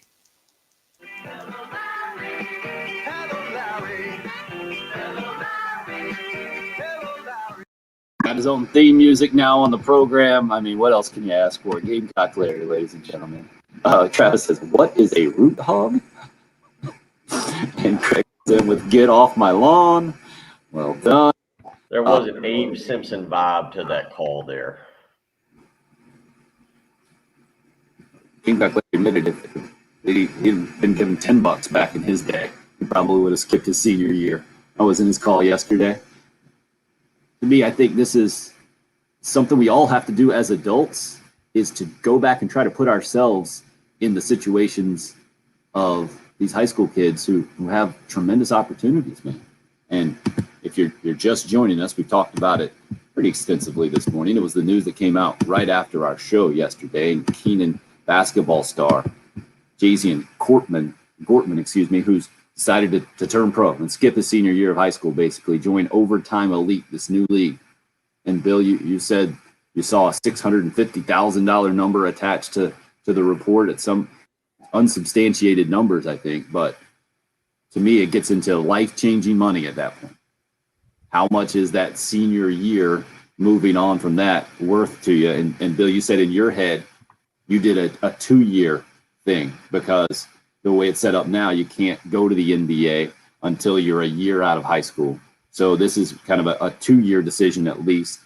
Man, I do not begrudge anybody. If you can make that kind of money, and Gortman is that kind of guy right now, the top 10 guy in the country. I think you said number 8 prospect. And we've seen it before. This is nothing new. 25 years ago, Jermaine O'Neal. Can you believe it was 25 years ago I had to look up? Eau Claire High School, straight from high school to the NBA. Now, that's a different type of move. I'll grant you, when it was allowed, it's not allowed anymore. But kudos to high school stars who can take advantage of their opportunities. I mean, that is what our country's about, right? Creating opportunities for yourself and your family and then taking advantage of them for financial stability and other opportunities in the future. That's what this is. Bill, this is a lot different than, was it Julian Phillips is the name of the kid over at Blythewood who decided to go for his senior season at a prep school out in Missouri. We've seen other guys do that in Columbia. It's just different.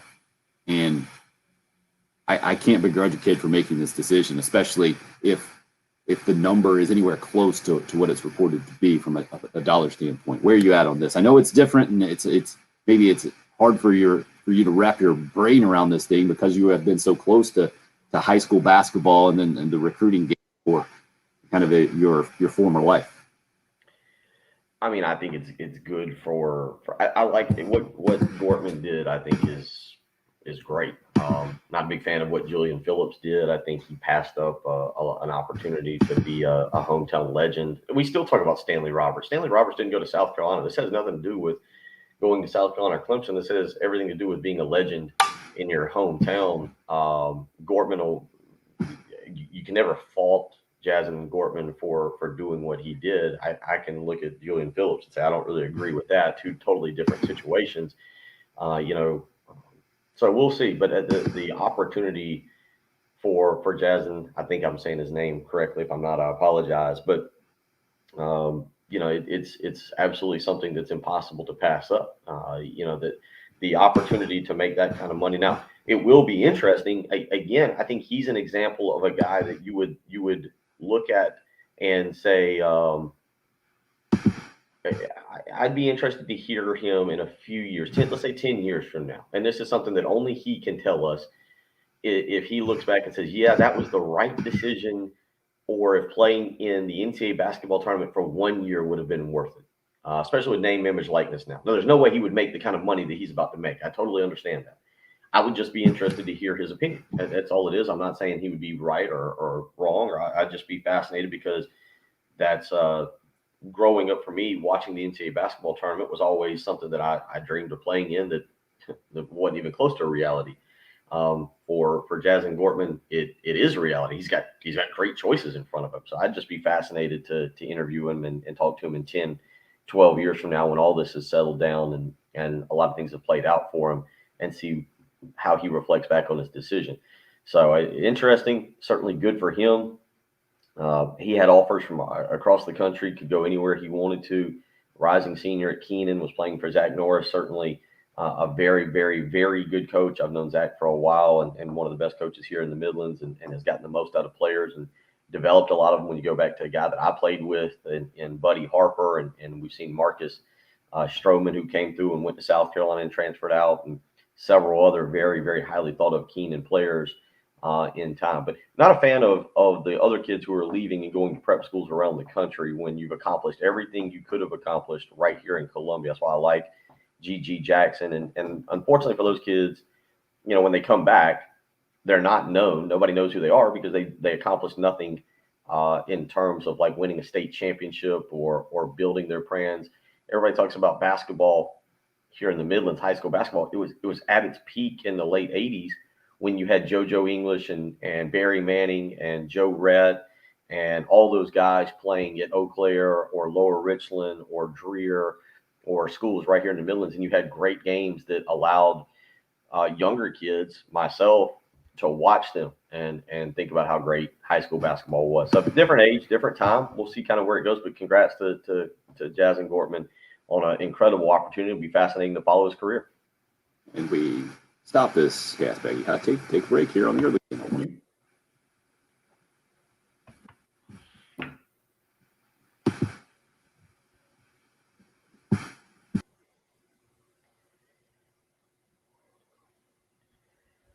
Yeah, for that hot take, I needed a good night of sleep with a Sleep Number bed. Exactly what I get. Wake up rested, refreshed, ready to give hot takes each and every morning. Good news for you. You don't have to give a hot take. You can just wake up, get the kids ready. It is school season. It's time to get them back into school. You can get them up, get them to school in time, get yourself to work, have a cup of coffee, all because you got a great night of sleep. And you need to do it with a Sleep Number bed. I put that Sleep Number setting on 60, by the way, each and every night.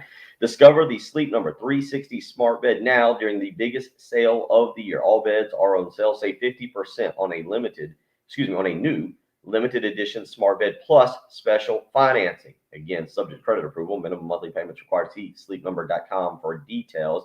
You can do this for a limited time only at a Sleep Number store. 2 to choose from. One in Irmo and Harbison Boulevard across from Buffalo Wild Wings. The other in Columbia, 2 Road across from Sand Hills Mall. You can visit them on the web, sleepnumber.com. Again, discover the Sleep Number 360 smart bed now during the biggest sale of the year. All beds are on sale. You can save 50% on a new limited edition smart bed with special financing. Again, make the switch to Sleep Number today and find out what a great night of sleep is truly like.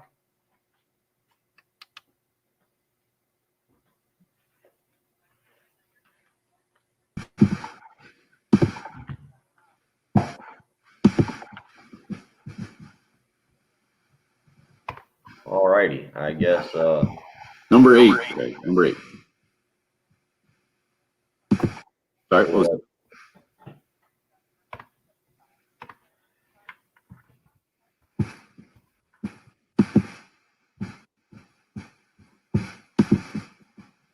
really would need a Wikipedia page on Antonio Carter.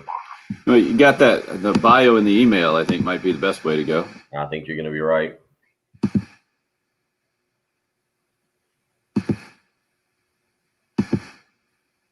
I think that's going to be the direction I have to go with.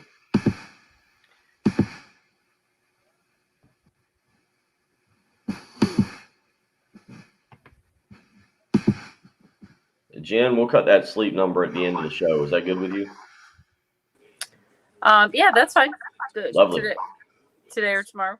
But if today's better, that's No, I got to cut it today for tomorrow. New one tomorrow. of course. Sleep Number people they're always pushing for me. Right. They want quantity, not quality. Right. Let's see here. Bio. Nope, that's the Love Chevy emails. There we go. Nope. That is also not correct. There we go.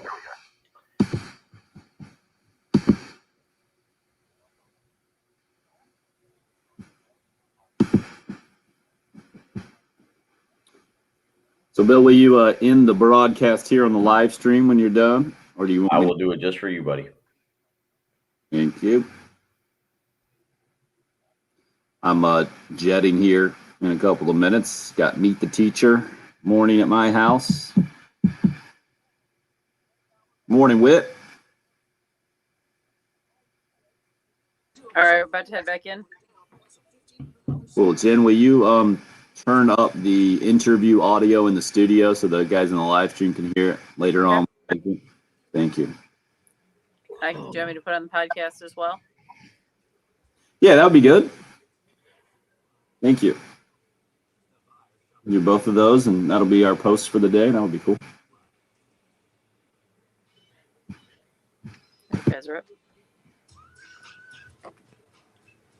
So a couple of interviews coming up in hour number 3. Darlington Raceway President Kerry Tharp will join, as usual, on a Thursday. The NASCAR picks continue, and the rise of Reggie Anderson, I hear, will be the theme. And Bill's going to be in charge of driving next hour of the show, and going to be joined by a former Alabama football player here in a few minutes as well. Bill, how you feeling about taking this thing over? What direction you go? In a circle to continue to win. I'm looking at the point standings here on the, when you say rise of Reggie Anderson, he has almost caught Kerry and Jen. That's embarrassing for them. 30. Embarrassing for him or embarrassing for them? Them, those two, Kerry and Jen. Okay, so I mean, I'm way out in front. I'm like 7 car lengths out in front of them, way ahead. So feel special if you get to talk this hour, Bill. 15. Jen's really taking over the show.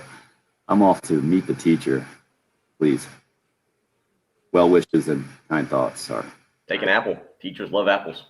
Hour 3 They hate here on the cinnamon. early game coming up. Basketball head coach Frank Martin, and you're listening to 107.5. All right, guys. Awesome. Well, that should be fun. Let's see. I won't see Bill until next Thursday. Bill's going to Right.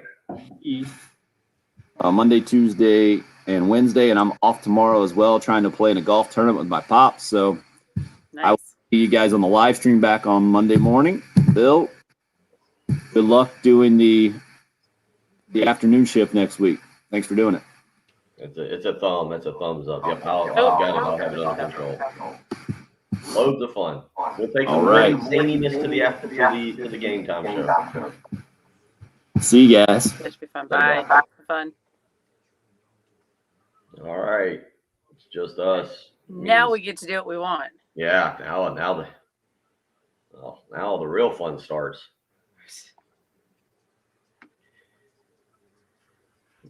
Although I really could go for a nap right now. There will probably be a post-show nap this morning.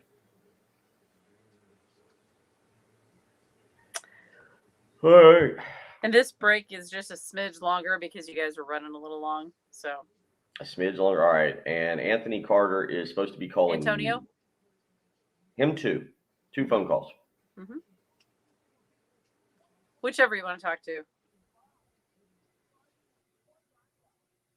Yeah. I'm gonna have to. I got his bio here.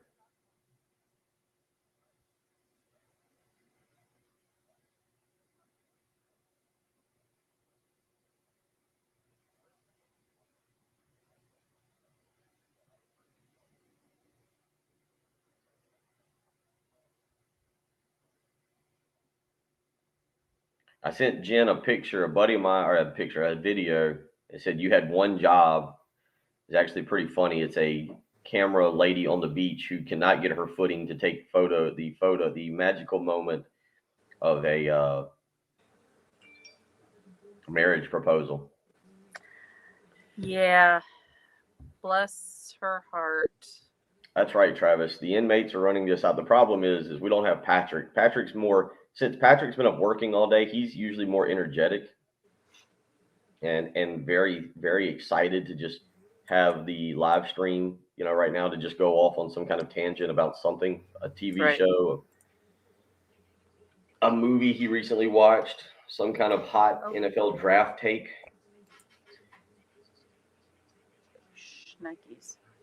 I like to stand up and get coffee and walk around, and it makes me wonder how I sat still in school for 12 years now, actually. It may explain a lot, right? Sportsorama, all right. It's good. Yeah, 1 week away then from the high school season. That's craziness. I was shocked. I didn't go last night because I just didn't go, but Ansley did her meet the teacher stuff, Mm-hmm. and they're doing block scheduling in middle school. So she'll have classes will be an hour and a half. I think that's excessive for 6th graders. That's a lot for trying to have attention spans. I mean, I guess I'm not necessarily the one that needs to be throwing out ideas for school, but I think that's a lot. I'm hoping that there's breaks, I I mean, like the teacher themselves. Like it's not something that's set in stone by the school, but that the teachers recognize, okay, I'm losing them. So, we're going to do a 10-minute bathroom break or. You know what's even worse as I look at it? What's that? There's only a 4-minute break in between classes. Yeah. But I mean, that's where you need like a 10-minute break, like you said, between classes to kind of get out, stretch, walk around. I mean, I don't know if that's what they're going to do in class. Yeah, that's kind of pretty standard. I think at the high school, at Lexington High School, is what, 7? Was it? I don't know. It was enough time to walk from one end of the campus to the other. And Lexington was a big campus, even when I was there. Big campus. Oh, man. Yep. So that'll be fun. It'll be an interesting challenge, that block scheduling business. It should be fun. How's the cheering going? It's going. It's going. Okay. It's going. She's doing fine. She's liking it so far? The old wallet is not doing good. I had Yeah. to start drinking more Evan Williams, Oh no. the cheaper bourbon. Are you gonna learn how to sew so you can like sew on sequins and all that kind of stuff? No, we're paying $250 for that gin. Oh, okay. It's a uniform policy there, Yeah. but not cheap. No. Hopefully next year she'll try out for the Gilbert Middle School team, and we'll do that. A lot Yeah, more that'd be- fun. Yeah. Different. I don't know. She's gonna come home one day and say, "Dad, I want you to be a flyer." Nobody says that. that does not happen. We can't launch you, I'm not I've hit it. I am up. The one thing about coming back to the studio that I will be good is being able to go down and work out in that little gym that I was always able to go work out to, because I'm not Yep. very good at getting up to move fitness. I want to go sit in the sauna too much. Yep, I get it. It's kind of like get it out of the way while you're here and then, go on back home. But now it's, October 11th? Is that what I saw? Yeah. Yep, that is what you saw. Is that right? Yeah, because the 9th is a Saturday. That's Okay. Vanderbilt game. There you go. Yep. Good for you have that memorized.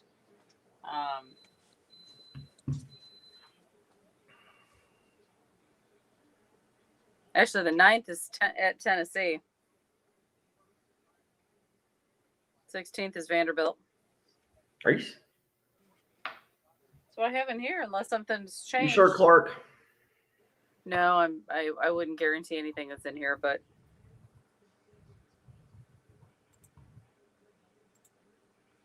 it'll be a great You're day. all right. How about that?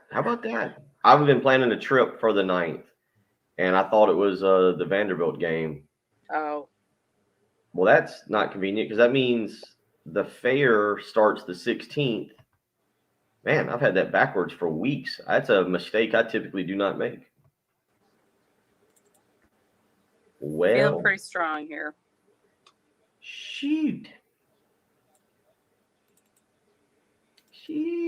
Sorry to mess you up there, bud. Okay, well, no, that's good because I was thinking about that weekend going to Wild Dunes, and I was thinking I was going to miss a home game. Oh, look Now at we that. won't be missing a home game. But also the following week is the fair, and I thought that since South Carolina would be out of town, that would work. But won't impact you.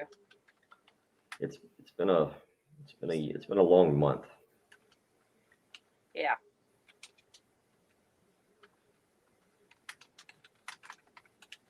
Oh, I think Antonio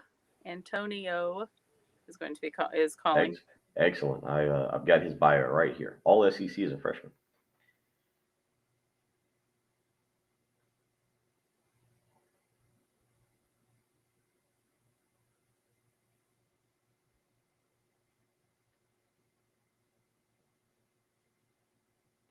Christian Life Church, Kingsman Men's Breakfast.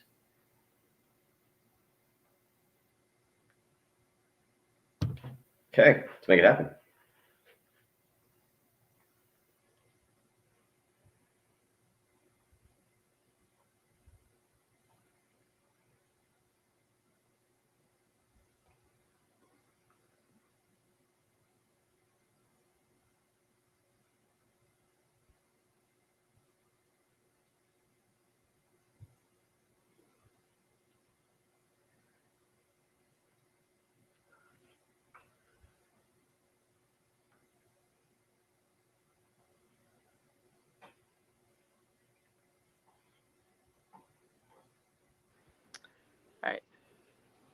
So Antonio is ready.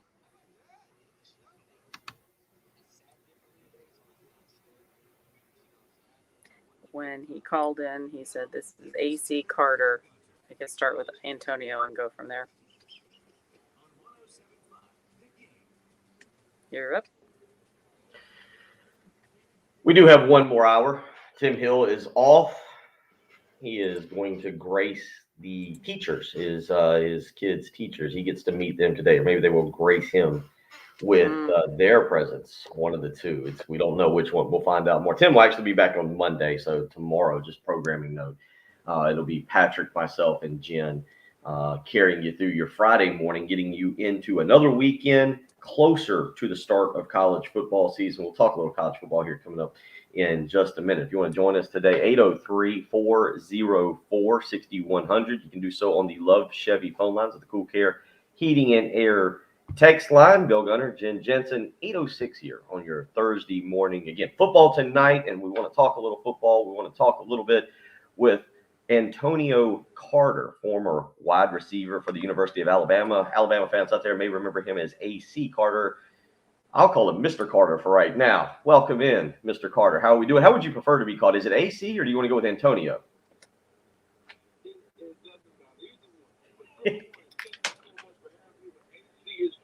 AC is fine. I remember those days. I think I came out to Tuscaloosa in 2000, and you were on that team. You took on South Carolina that day. I'm trying to remember your running back. And as soon as you say his name, it's going to. He had a big run late in the game. It was a close game. South Carolina, Alabama, and Tuscaloosa. The Gamecocks were 4-0 when they showed up. Phil Petty had gotten injured the week before, and South Carolina, he actually came in late. Derek Watson had a big game. I think you had a big game as well. I have to go back and check, but you guys were able to pull off a victory and send an 18-year-old Bill Gunner home very sad. Long trip back from Tuscaloosa. I hope you're happy with yourself. I'm very happy with myself. But I think that would have been Amon Galloway. Yes. Big run late. You guys got out to a lead that day, and South Carolina got back into the game in the fourth quarter, but I think it was Galloway who had a run. I was in the South Carolina section, so it was going back towards where you guys would come out of the tunnel, and he broke one to the right, took off down the sideline, and you guys were able to put the game away. Talk a little bit about your time at Alabama and just being a college athlete now, watching the evolution of college football with name, image, likeness. Man, it was a blessing. I'm just so thankful for the opportunity to have a full scholarship and to receive my education from the University of Alabama. That's the beauty of it. But of course, to put that Crimson jersey on and to ride in Bryant-Denny Stadium is amazing. It was a wonderful opportunity.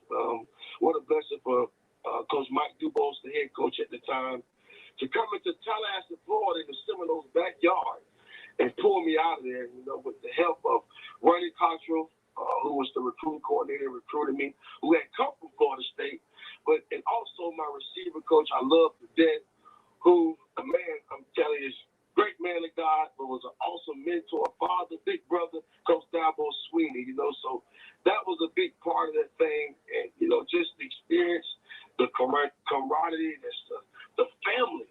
When you come to the state of Alabama, it's football. We don't have any pro teams. So either you're a Bama fan or you're that team down the road. And so, man, I tell you, to be a part of that Crimson family was amazing. He is Antonio Carter. You can hear it. The reason we're having him on this morning, he is in town this coming Saturday. You can hear him speak for free. You can hear him speak for free Saturday morning from 8 a.m. to 10 a.m. at Christian Life Church. It is the Kingsman Men's Breakfast. You can actually call Gary Scholl. It is a free event. To reserve your seat, 803-238-7795. Again, Gary Scholl is who is coordinating this. You can give him a call to reserve your seat. Free event. So if you want to go, breakfast will be served. 803-238-7795 is how you can reach Gary Scholl to reserve a seat. Again, donations are accepted. You can sign up or contact Gary Scholl, and again, it'll be at the Christian Life Church right here in Columbia. Let's go back to that name, image, likeness thing for a second, AC. how would you go about today promoting yourself if you were doing this to try and generate some extra revenue as a college kid? Man, it's so funny how this thing, us former players, we've been talking about this. It's like, man, these guys got it made. We got like $130 a month. So now you look at this name. Me, I'm a people's person, so I've been hearing a lot of ideas and a lot of things that the guys are doing. I saw one kid is doing birthday greetings for kids, and they're paying him to do a birthday greeting, to call on his birthday and leave a message or to actually speak to him. So, man, I thought that was neat. And that was something I would love to do because I love children. I personally train now. I have children of my own as well. But to do that birthday greeting, when I heard that idea, I was like, man, that's something that I would love to do, to call a young man or a young lady on their birthday and wish them a happy birthday from one of their favorite players, I would say from Alabama, would be amazing. I'm sure that would make their day, probably make their parents' day as well. But, just to share that moment with a young child, boy or girl, and just tell them happy birthday and tell them a big roll tide on their birthday, that's one of the ones that really stuck out to me. But, I mean, you look at all the marketing, you hear Cash Out, you got Marlowe's Sweet Tea here in Alabama, where I think the quarterback down the road and one of our kids as well has jumped on as far. But it's just so many. Man, it's just amazing how they're just giving these young men opportunity because they work hard. Not only, it is a blessing to receive that academic money, to have a full education paid for.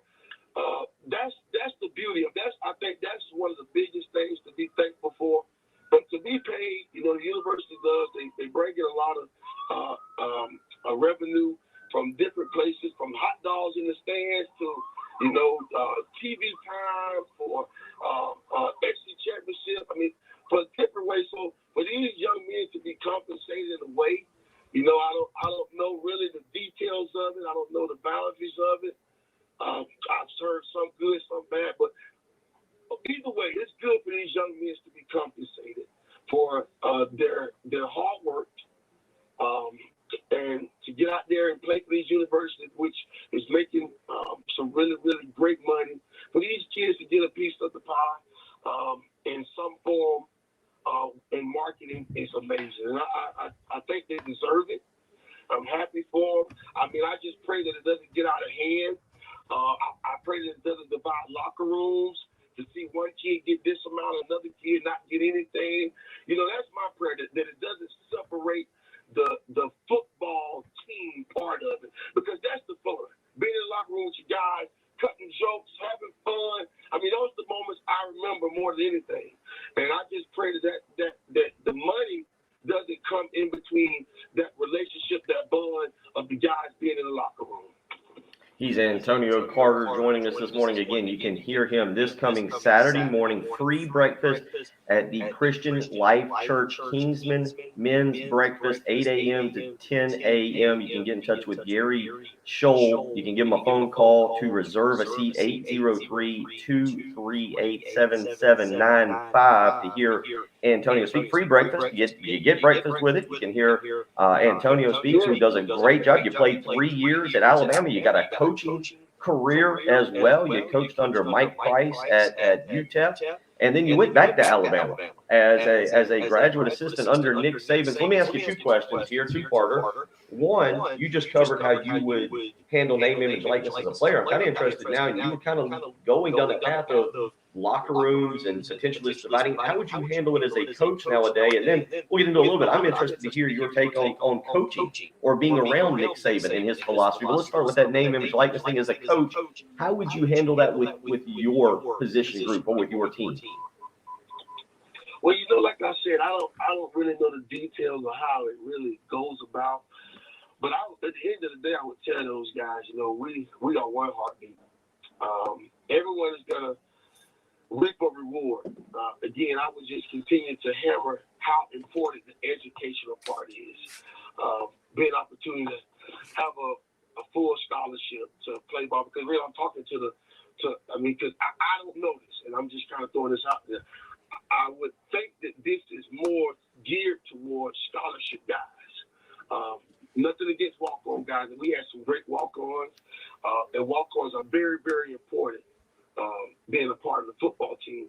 But I was assuming this was more of the scholarship guys. And so I would just really pitch to them, hey, your time is coming. I will also talk about the reward of being productive. If you do what you're supposed to do on and off the field and eliminate those distractions to where you can be a great player, then those marketing dollars will come.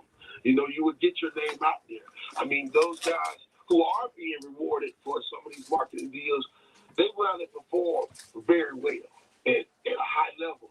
And when you do that, you're rewarded. And it's all about production. But so other than just really motivating these guys in that way of, hey, you do well, you play well, you do this is the reward.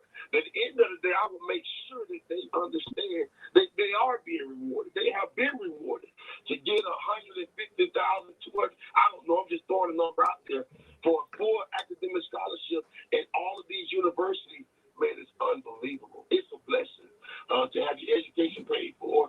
And then when you graduate, to have that no one can take away, no matter when your football days end, because that's going to end someday, that you still have that piece of paper saying that I finished strong, I graduated, and that's where your resource. You can go out and get the job and be able to be a man, be a great husband, be a great father. So at the end of the day, I'm going to really preach that educational part and how important it is that you have a scholarship, and that's the reward. But if you be productive, you go out and play really well, get stronger, get faster in the off season, because that's where you win at. And you perform and produce on Saturday, you'll be rewarded with some marketing dollars, which is awesome. He's Antonio Carter joining us this morning. Played at Alabama from 1999 to 2001. Was part of a team that beat South Carolina in Tuscaloosa 27-17 in 2000. I was there. You know what your stats were that day? You know what your stats were? Man, I did. I think I know I had like 11 catches, 100-something yards. I didn't get in the paint though, so I'm mad. I always said when people ask me about one of these games, and I had all these catches and yards, and I didn't get in the paint, I'm like, man, I ain't do nothing. You got to get in the paint, AC. So 9 catches. Yeah, 9 catches, 75. You led Alabama that day, receiving 9 catches for 75 yards. Andrew Zhao was your quarterback for a fifth. I think that was the difference. And I think it was Tyler Watts got hurt early. If I remember, he was 5. Tyler Watts was 5 of 6, got hurt early in the game, and it was is it Zhao? Am I saying that correctly? Zhao. You're saying right. Yep. He came in and was 14 of 26 that day. Again, a young kid. That was my freshman year in college. Made the trip. South Carolina was humming under Lou Holtz. We were having a blast. Yeah.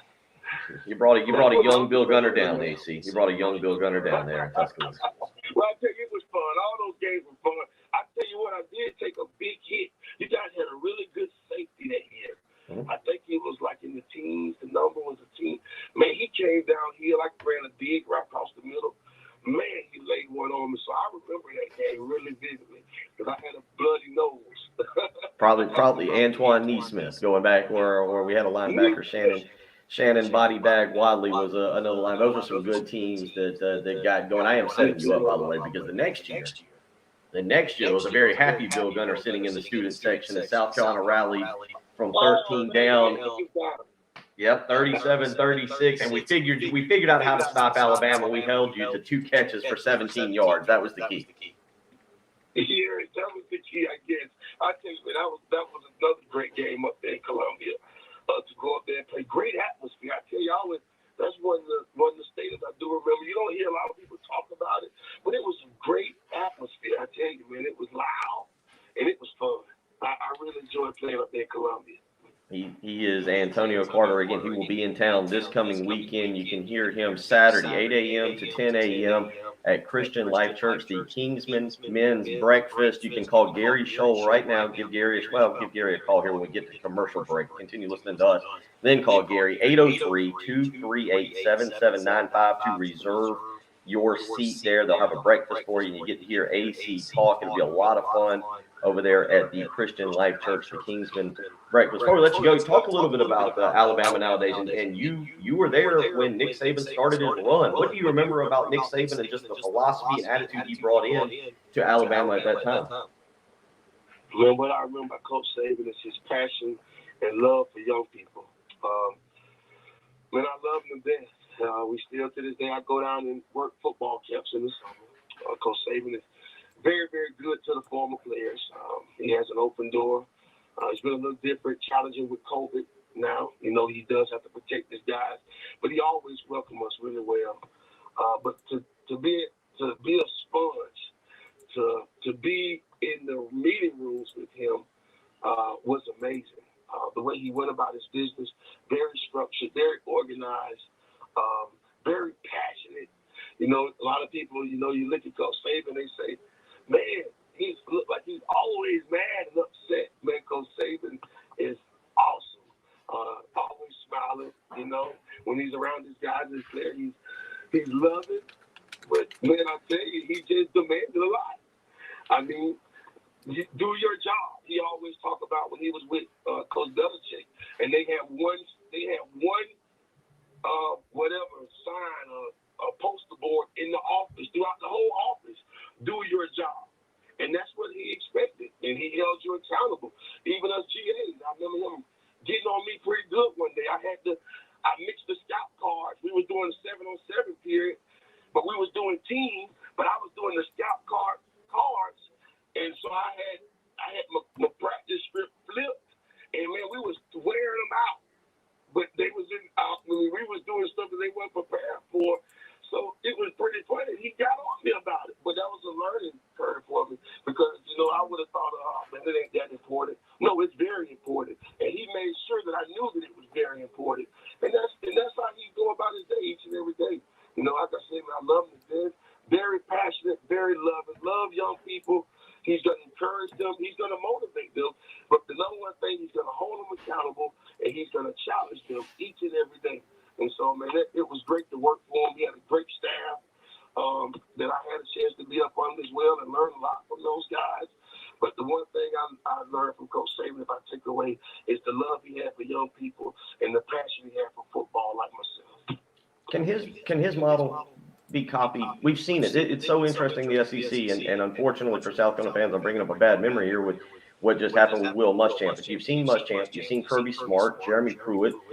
Jimbo Fisher is a product of the Nick Saban tree. I know I'm leaving other people out, but South Carolina fans more saw it up close and personal the last 5 years with how that program was run. And I was listening, you said one of Saban's mottos is do your job. And we would hear Muschamp say that. Let me ask, can that model in college football be replicated, or is that something that is strictly a Nick Saban thing? And if you aren't Nick Saban, you can't do it. You've got to go do it your own way. Well, I would say, I mean, I just tell you this: there's many are trying to do it. You know, Kirby. When you talk, I talked to a lot of people that talk to Kirby, and you watch his program, and you listen to some of the things that he's bringing a lot of Nick Saban to his program. But to be done exactly the way Coach Saban do it, no, I don't think so.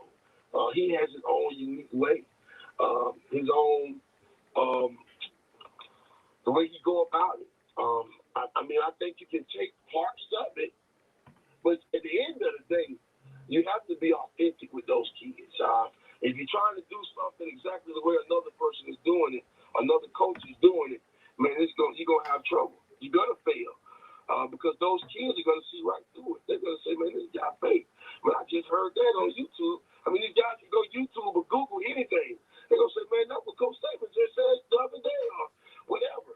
So, I mean, I think you can take pieces of it, of what Coach Saban does, and I think those guys have, and they're having success with it, like Kirby Smart. Thank the world of Kirby, another friend. I mean, he's done a great job. And Muschamp, all those guys are great coaches. But to do it exactly how Coach Saban done it, I don't think so. He has his own unique way of doing it. And I think you can take pieces of that to your program. But at the end of the day, you got to be yourself. You got to be yourself. Bring your piece. I mean, you can merge it together. But at the end of the day, you got to be yourself. So I don't think it can be just duplicated don't think these guys can do it how Coach Saban do it. I personally don't think so.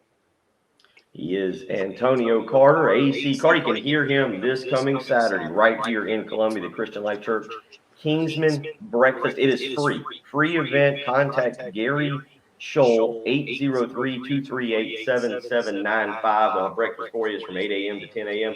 AC, we appreciate you taking time out of your busy schedule. I know you got a lot going on. We appreciate you joining us this morning. Talk a little football, reminiscing on two really good South Carolina Alabama games back in 2000 and 2001. And wish you safe travels on your way up here this weekend. Man, thank you so much. And I just want to thank you guys. I want to thank Gary Scholl and family for this opportunity. I am super, super excited to come up to Columbia, South Carolina this weekend and bring some of that Bama love up there and just experience and share my Jesus story, man. God is so good. He's redeemed me. He delivered me. And guys, I'm telling you, come out to the Kingsman Breakfast. It's going to be amazing at the Christian Life Church, 8 a.m. to get some fire from God, man. It's going to be amazing experience. So bring the little ones, your teenagers, your 8-year-olds. I'm talking about bring them all. We want all men because we all trying to, those young men going to one day be great men.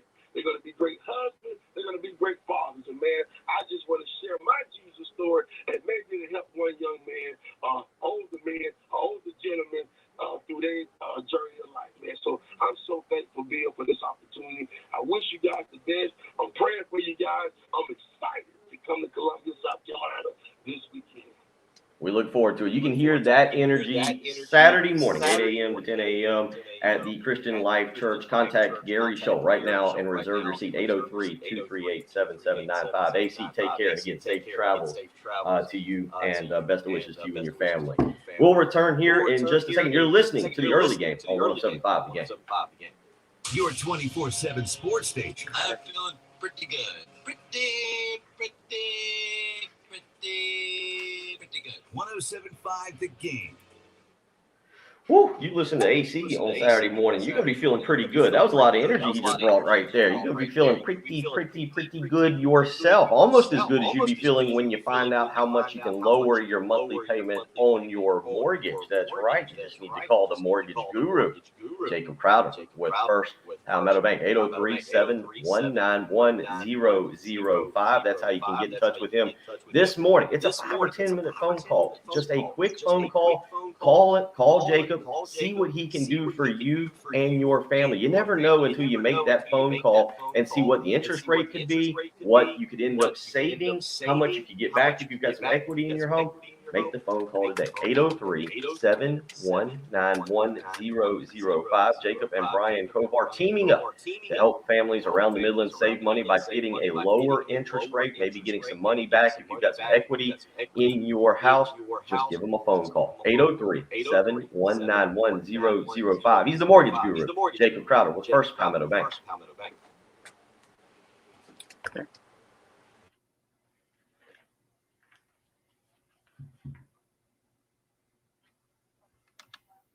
Yeah, that was a pretty good interview. That was good. He did. He brought out. It was crazy. I started looking back at the South Carolina Alabama games. I was at both of those games, the 2000 game, and I couldn't remember, but it was Eric Kimry was the starting quarterback that day because Petty had gotten injured, and Kimry that day was I think 13 of 22.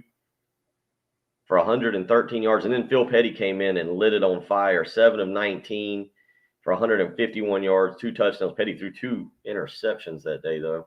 I remember that game. Tyler Watts got hurt. We couldn't run the ball.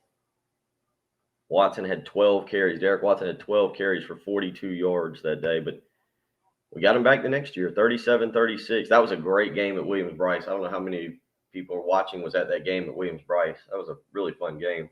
We were down. I was in the student section. We rallied, celebrated. Isn't that right? Austin has joined me now in the living room. He's watching. Yeah, I hope that game in Columbia was really, really good. South Carolina scored. I think we scored 2 touchdowns in the final final 15 minutes of, or not final 15 minutes, the final 5 minutes there to come back and win. Let's see if we got it. I don't think there's a recap of the game.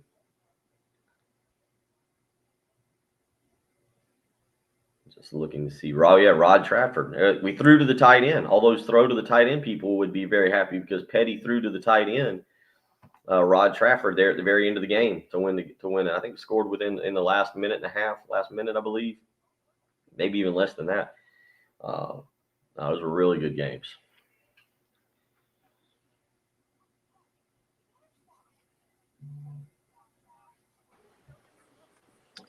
All right.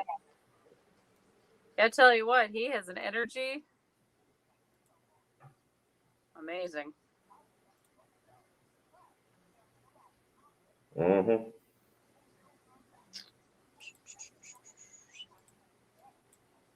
Yeah, there was definitely a lot of he picked it up there at the end.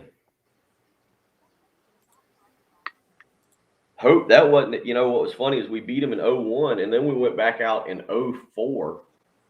Holtz's last year in the black helmets and everything, and we beat him there in Tuscaloosa. And I remember being in the parking lot after the game and listening to the call-in show, and Alabama fans were not happy. I think Alabama threw 3 or 4 interceptions that day, and that was the game South Carolina won that to get ranked again. We were 4-1, and then the next week blew that game to Missouri. Not Missouri, to Mississippi. Ole Miss came in and threw a touchdown pass like in the final seconds to Bill Flowers down the left sideline there, coming into the zone area away from the student section. Game South Carolina never should have lost. I think Mississippi played 3 quarterbacks that day, and then South Carolina had Savell and Blake Mitchell playing.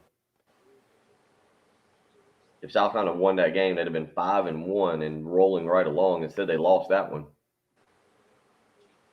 They weren't that great in 0-4. They were awful in 0-4. But it was fun. That was a fun trip. I've been to Tuscaloosa 3 times. I think that's right, 3 times. I'm 1-2 there. The last one we went was when Mark Ingram won the Heisman. They just snapped the ball to him at the end of the game, let him run right over the left side of our defense all the way down the field. And then Spurrier got the ball. We had the ball down there and chance to tie the game, I think, and Spurrier threw 4 fade passes to Alshon Jeffrey. Went well. I think that was 09. So I went in 2000, in 04 and 09. And am I crazy, or South Carolina not been back to Alabama since? Because we beat them in 10 here, and then we didn't play out. Am I right on that? We didn't play Alabama again. I guess that's right. We didn't play Alabama again until 20. So we went 9 years without playing Alabama. Wow. Am I saying that? Is that? And it sounds like with the record you had, you should not go back because you're not helpful to us. I won. There was a game I won. Mm-hmm. And you say you're 1-2? I think South Carolina's only played Alabama 4 times in 25 years. Think about that, when we talk about scheduling. Yeah. Bring that up here in the next segment. Well, there's only so many times you need your clock cleaned. Well, we only got our clock cleaned there once, 48-7 in 92 or 93. I think that's all. Okay. I think that's kind of crazy to say that out loud. Yeah, I expected worse. Yeah, well, we got. All right, this will be quick, and then we'll get to Kerry. Yeah, if we're out by 40, you should be good. Yeah, I'll kind of.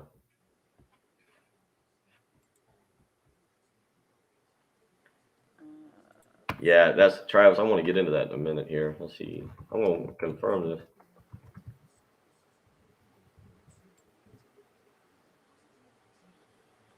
Hey, we've played Alabama 14 times since 1937. How about that? That's not a lot. Or 15 times, it looks like. Yeah. Well, especially given that we've been in the same conference with them for 25 years. Yeah. Oh, yeah. We technically picked up a forfeit in 93. How about that? Oh, and they vacated the 2005 game, which they thumped us. Huh, what's that? I didn't remember that.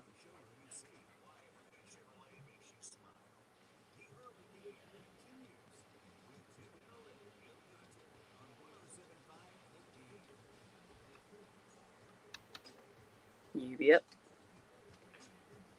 803-404-6100. Big thanks to AC Carter for joining us this morning. I'm going to get into the schedule thing. We have Kerry Tharp coming up too here in a few minutes, but big thanks to AC Carter for joining us this morning. Again, just a reminder, you can catch him this coming Saturday at the Christian Life Church over on Bush River Road, 8 a.m. to 10 a.m. It's a free event. So something, as he mentioned, you can take family to, you can take the son or whatever and go listen to him. Obviously, a lot of energy, a lot of passion, great guy to listen to, a lot of great memories. But it's the Kingsman Breakfast this coming Saturday. You can contact Gary Scholl right now to reserve a seat, 803-238-7795. Big thanks to AC. We were talking about it on the live stream, or I'm talking about it. Jen was kind of weighing in as well. South Carolina hasn't played in Tuscaloosa. This is the thing with the scheduling, with the SEC scheduling. And when we talk about Texas and Oklahoma coming into the league and why I think they need to go to the pod system and do it that way so that you can see more venues, you can see teams more frequently. South Carolina hasn't been to Tuscaloosa since 2009. And I know a lot of you out there right now are saying, well, why do we want to go to Tuscaloosa? Bill, have you watched college football? Are you aware of what Alabama's doing? Yeah, I get it. But I'm also in part of the fun. Look, part of the fun of the SEC is traveling to these different venues and seeing the different traditions and the fan bases and everything that comes along with being in college football. And the SEC does it better than anybody else. When you talk about going to Texas A&M and the traditions they have, or Mississippi and the Grove, or Starkville and the Cowbells, going to the Swamp and seeing that stadium, even going to Athens, which is good times. Is you got to watch where you go over there. It's dangerous, but it's part of it. And I was looking as I was reminiscing with AC, and then looking back, I've been to Tuscaloosa the last 3 times that South Carolina's played there: 2000, 2004, 2009. And Jen and I were kind of cutting up. Those have been pretty good games. The one in 2000, South Carolina lost 27-17. They were in the game late. The one in 2009, South Carolina lost 20-6. Again, they were in it late. Then Mark Ingram took over. And then the one in 2004, South Carolina won 20-3. Alabama was not very good at that time. I think that was the end of the Mike Shula era, if I'm thinking correctly. But with all that being said, that's why not going to Tuscaloosa, and again, I understand people out there, if you're screaming at your radio, go, no, we don't want to go to Tuscaloosa. We don't want to play Alabama. I get it, but that's a fun trip, and certainly a neat venue. There's a lot of history there, and is a great place to go. And the fact that South Carolina has not played in Tuscaloosa, and as a matter of fact, the two teams have only played 3 times since 2005, playing in 09, 10, and then obviously 2 years ago in 19. It's just an indictment on how bad the SEC scheduling system is right now. And with the additions of Texas and Oklahoma in a few years, it's why, in my opinion, you've got to go to the pod system to be able to see some of these teams and make these trips more frequently. I think it would be wasted to go to 9 or even go to 10 conference games and have 2 divisions of 9. What is it? Would be 9 teams. That would be, to me, no fun. You play your 8 division games. Am I saying this? I mean, even as I'm saying it out loud, I guess you play your 7. So yeah, 16 teams. I don't know why I'm thinking 18, but 16 teams. But yeah, you'd go there and then play again 9 or 10 conference games, and then you'd play your 7 divisional games, and then maybe you play 2 cross division games to get to 9. It just doesn't sound fun in terms of not being able to make the trip. Look, if Texas and Oklahoma are going to come into the league, count me on board as making a trip out to Austin and Norman at some point to go see a football game. I saw a Twitter picture the other day of the new addition to the Texas end zone, and looks unique, but looks really cool. Count me in as being excited, as one of the people who will be on the first plane out to Austin as soon as the Gamecocks travel to take on Texas. And count me as being excited to see Texas come play at Williams-Brice Stadium.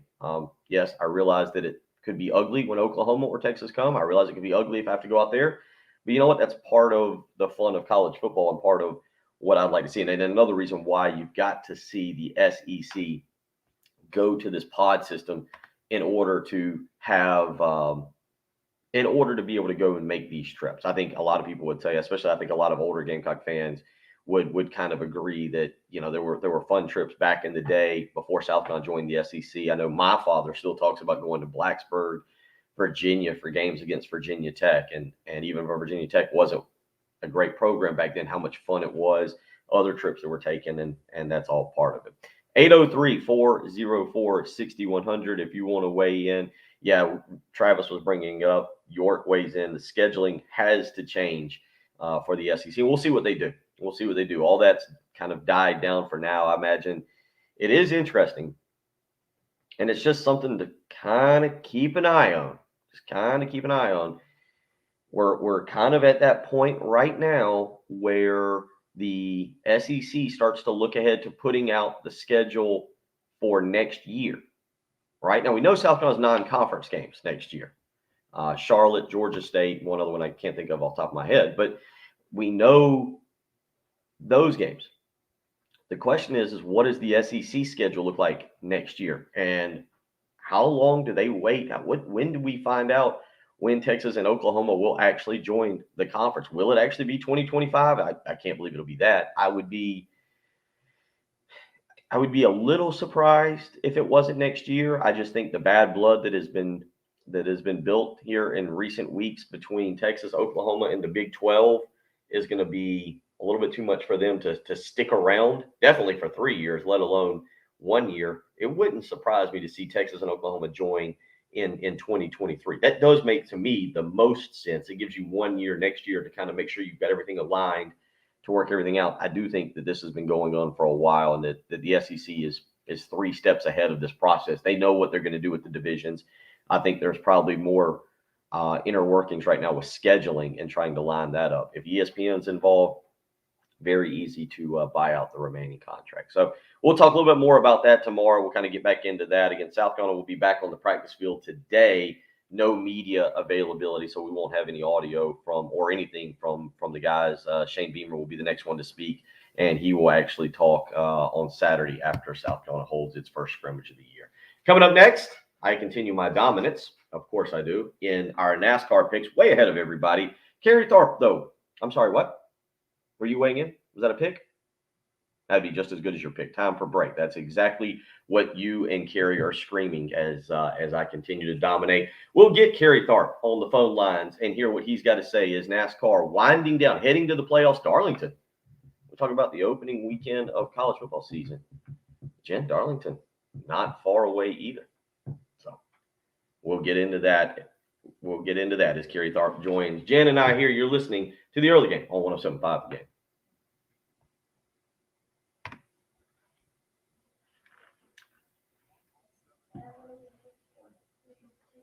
I don't know. I got to do my research. No, this is, I don't know. Let's see. We got to get our NASCAR research in real quick here. See who we're going to take. We're in Indianapolis this week. We're in the Annapolis. Is it another road course? How many road courses are they going to compete on?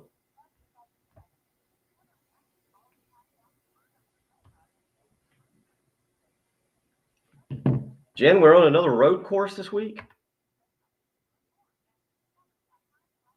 You're on mute, so I'm sure you're making a great point. But I am. I'm making a fantastic point. I just don't want you to have to listen to traffic. thank you. No, they've started creating a road course at Indy, and so this is actually the first time that they're running. The Cup Series is running there in that course. Okay, first timer. Yep. Got a first timer, everybody. Do the right thing.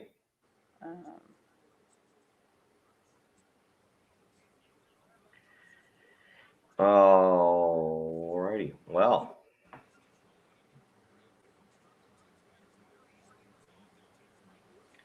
Indianapolis. Been there once or twice. I know Girl. Denny Hamlin was he kind of got nudged out at the last minute when they were running, the oval last year. So I think he was hoping to get some revenge or, conquer that win. And so I don't think he's real happy that they've done the road course configuration there for this year. Gotcha. All that anyway. I'm doing my research, Jen. I am trying to quickly put together who I think I've got my top 2 picks. All right.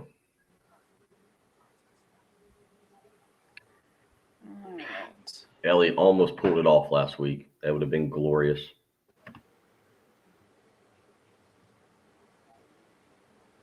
Tell you what, there's a couple others who could dominate him. He's been so strong, but there's a couple that are just kind of on that fringe. Okay. Give me just a second.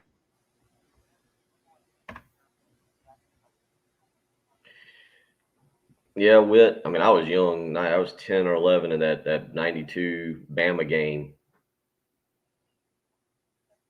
I remember it being ugly. I didn't go to that one. And Travis, I don't know. I don't think South Carolina plays.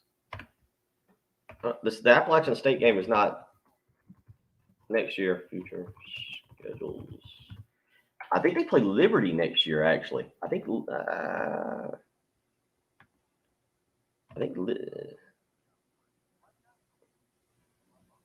no. Next year is Georgia State, Charlotte, and South Carolina State, and they actually have those games set. I didn't realize this. So South Carolina will actually open next year with Georgia State on Labor Day weekend. Right now, next year there's trips to Arkansas, Florida, Kentucky, and Vanderbilt. Home games against Georgia, Missouri, Tennessee, and Texas A&M. So Arkansas rotates back on the schedule. South Carolina will open against Georgia State and then have back-to-back conference games, the 10th and 17th, and then play back-to-back non-conference games, Charlotte and South Carolina State. Huh. Interesting. Although it wouldn't be a shock to see Texas and Oklahoma come into the league, go to 9 conference games, and bump that South Carolina State game. I bet that's exactly what would happen. But we'll see. If not, you actually like how the schedule sets up next year. I mean, you would imagine Georgia in the first week in the first conference game where it's typically played, and then maybe you get Kentucky in week 3.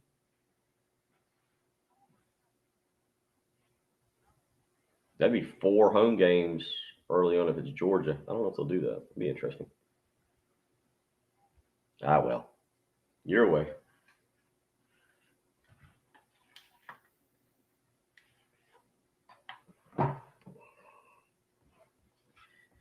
Oh.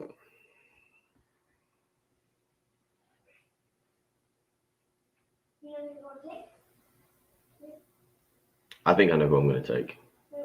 I can't tell you. I can't say Jen's listening.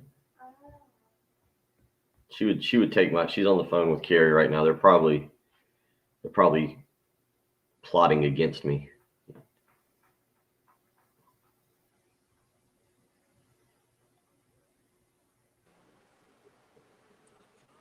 Carrie is ready. Okay. All right. There we go.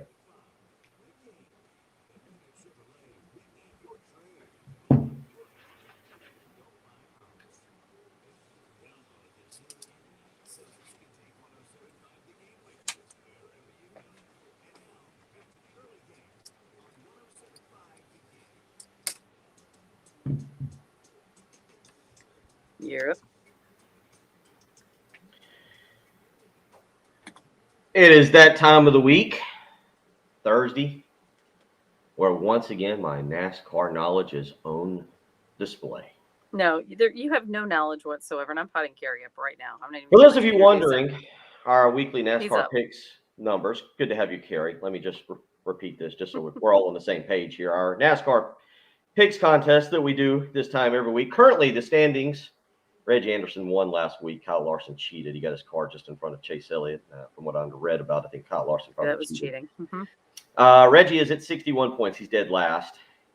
Kerry, the head of Darlington, basically the spokesman for NASCAR, definitely is third, 64 points. Jen is lucky to be at 68, and then your NASCAR guru, Bill Gunner, 17 points ahead of Jen at 85. Kerry, welcome to the program, man. How's your week been?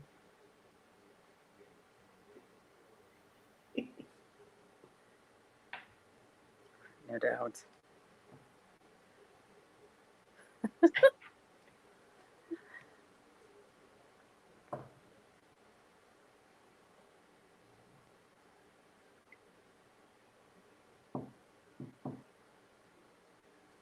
And only 24 days till the Southern 500?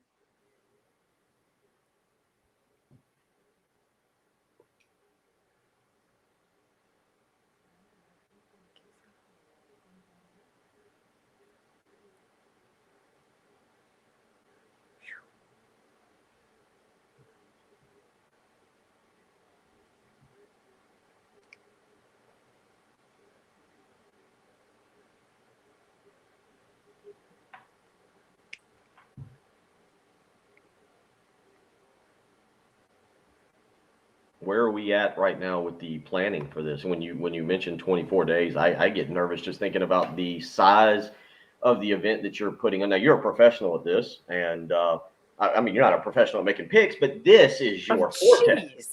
And this is where you shot. So where is it when you put in? You and I have talked about this before, because it's just fascinating, Kerry, to talk to someone like you who puts on this event, and it's monstrous and it's grand and it's a signature event for our state. When you're 24 days out like this, and as you mentioned, 3 weeks from tonight, everything really gets going.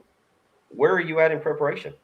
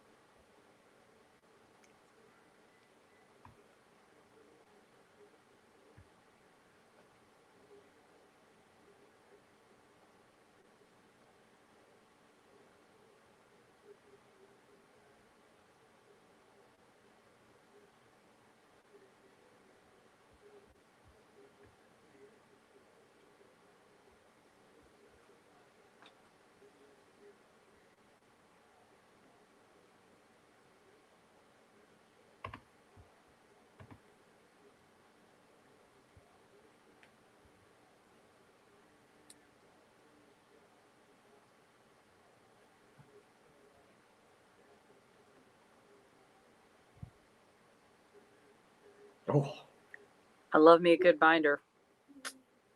I would do that. I'd be interested. Yeah.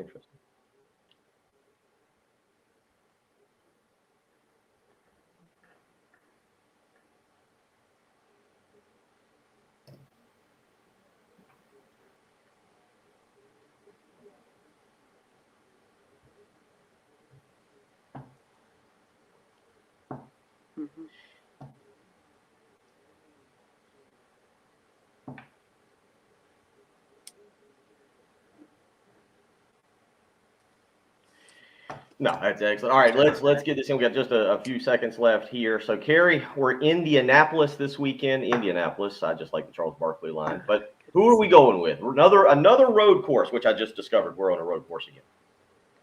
As the guru.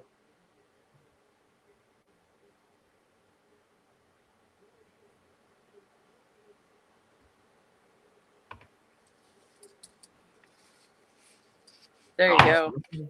Good job. Okay. All right. Who you got, Jen? Who you got? That's the Well, pick. you know, just to irritate you even more, we'll continue the chalk theme. Kyle Larson. Yeah, I wasn't going to go. I don't see Larson doing it back-to-back weeks. I'm going to take Martin Truex Jr. I like him this weekend. He was my second pick behind Chase Elliott. I like Elliott. Elliott got robbed last week. We all know that it should have fallen my way. Carrie, we appreciate you each and every week. We look forward to speaking with you next week. With your win. Absolutely. Yes, it's been a long time since Carrie has won. We'll see if it happens. Jen, I think we held down the program appropriately in the final hour. I think so. We'll add Patrick tomorrow. Jen, Patrick, myself, we'll visit you in 21 hours. Have a great Thursday afternoon.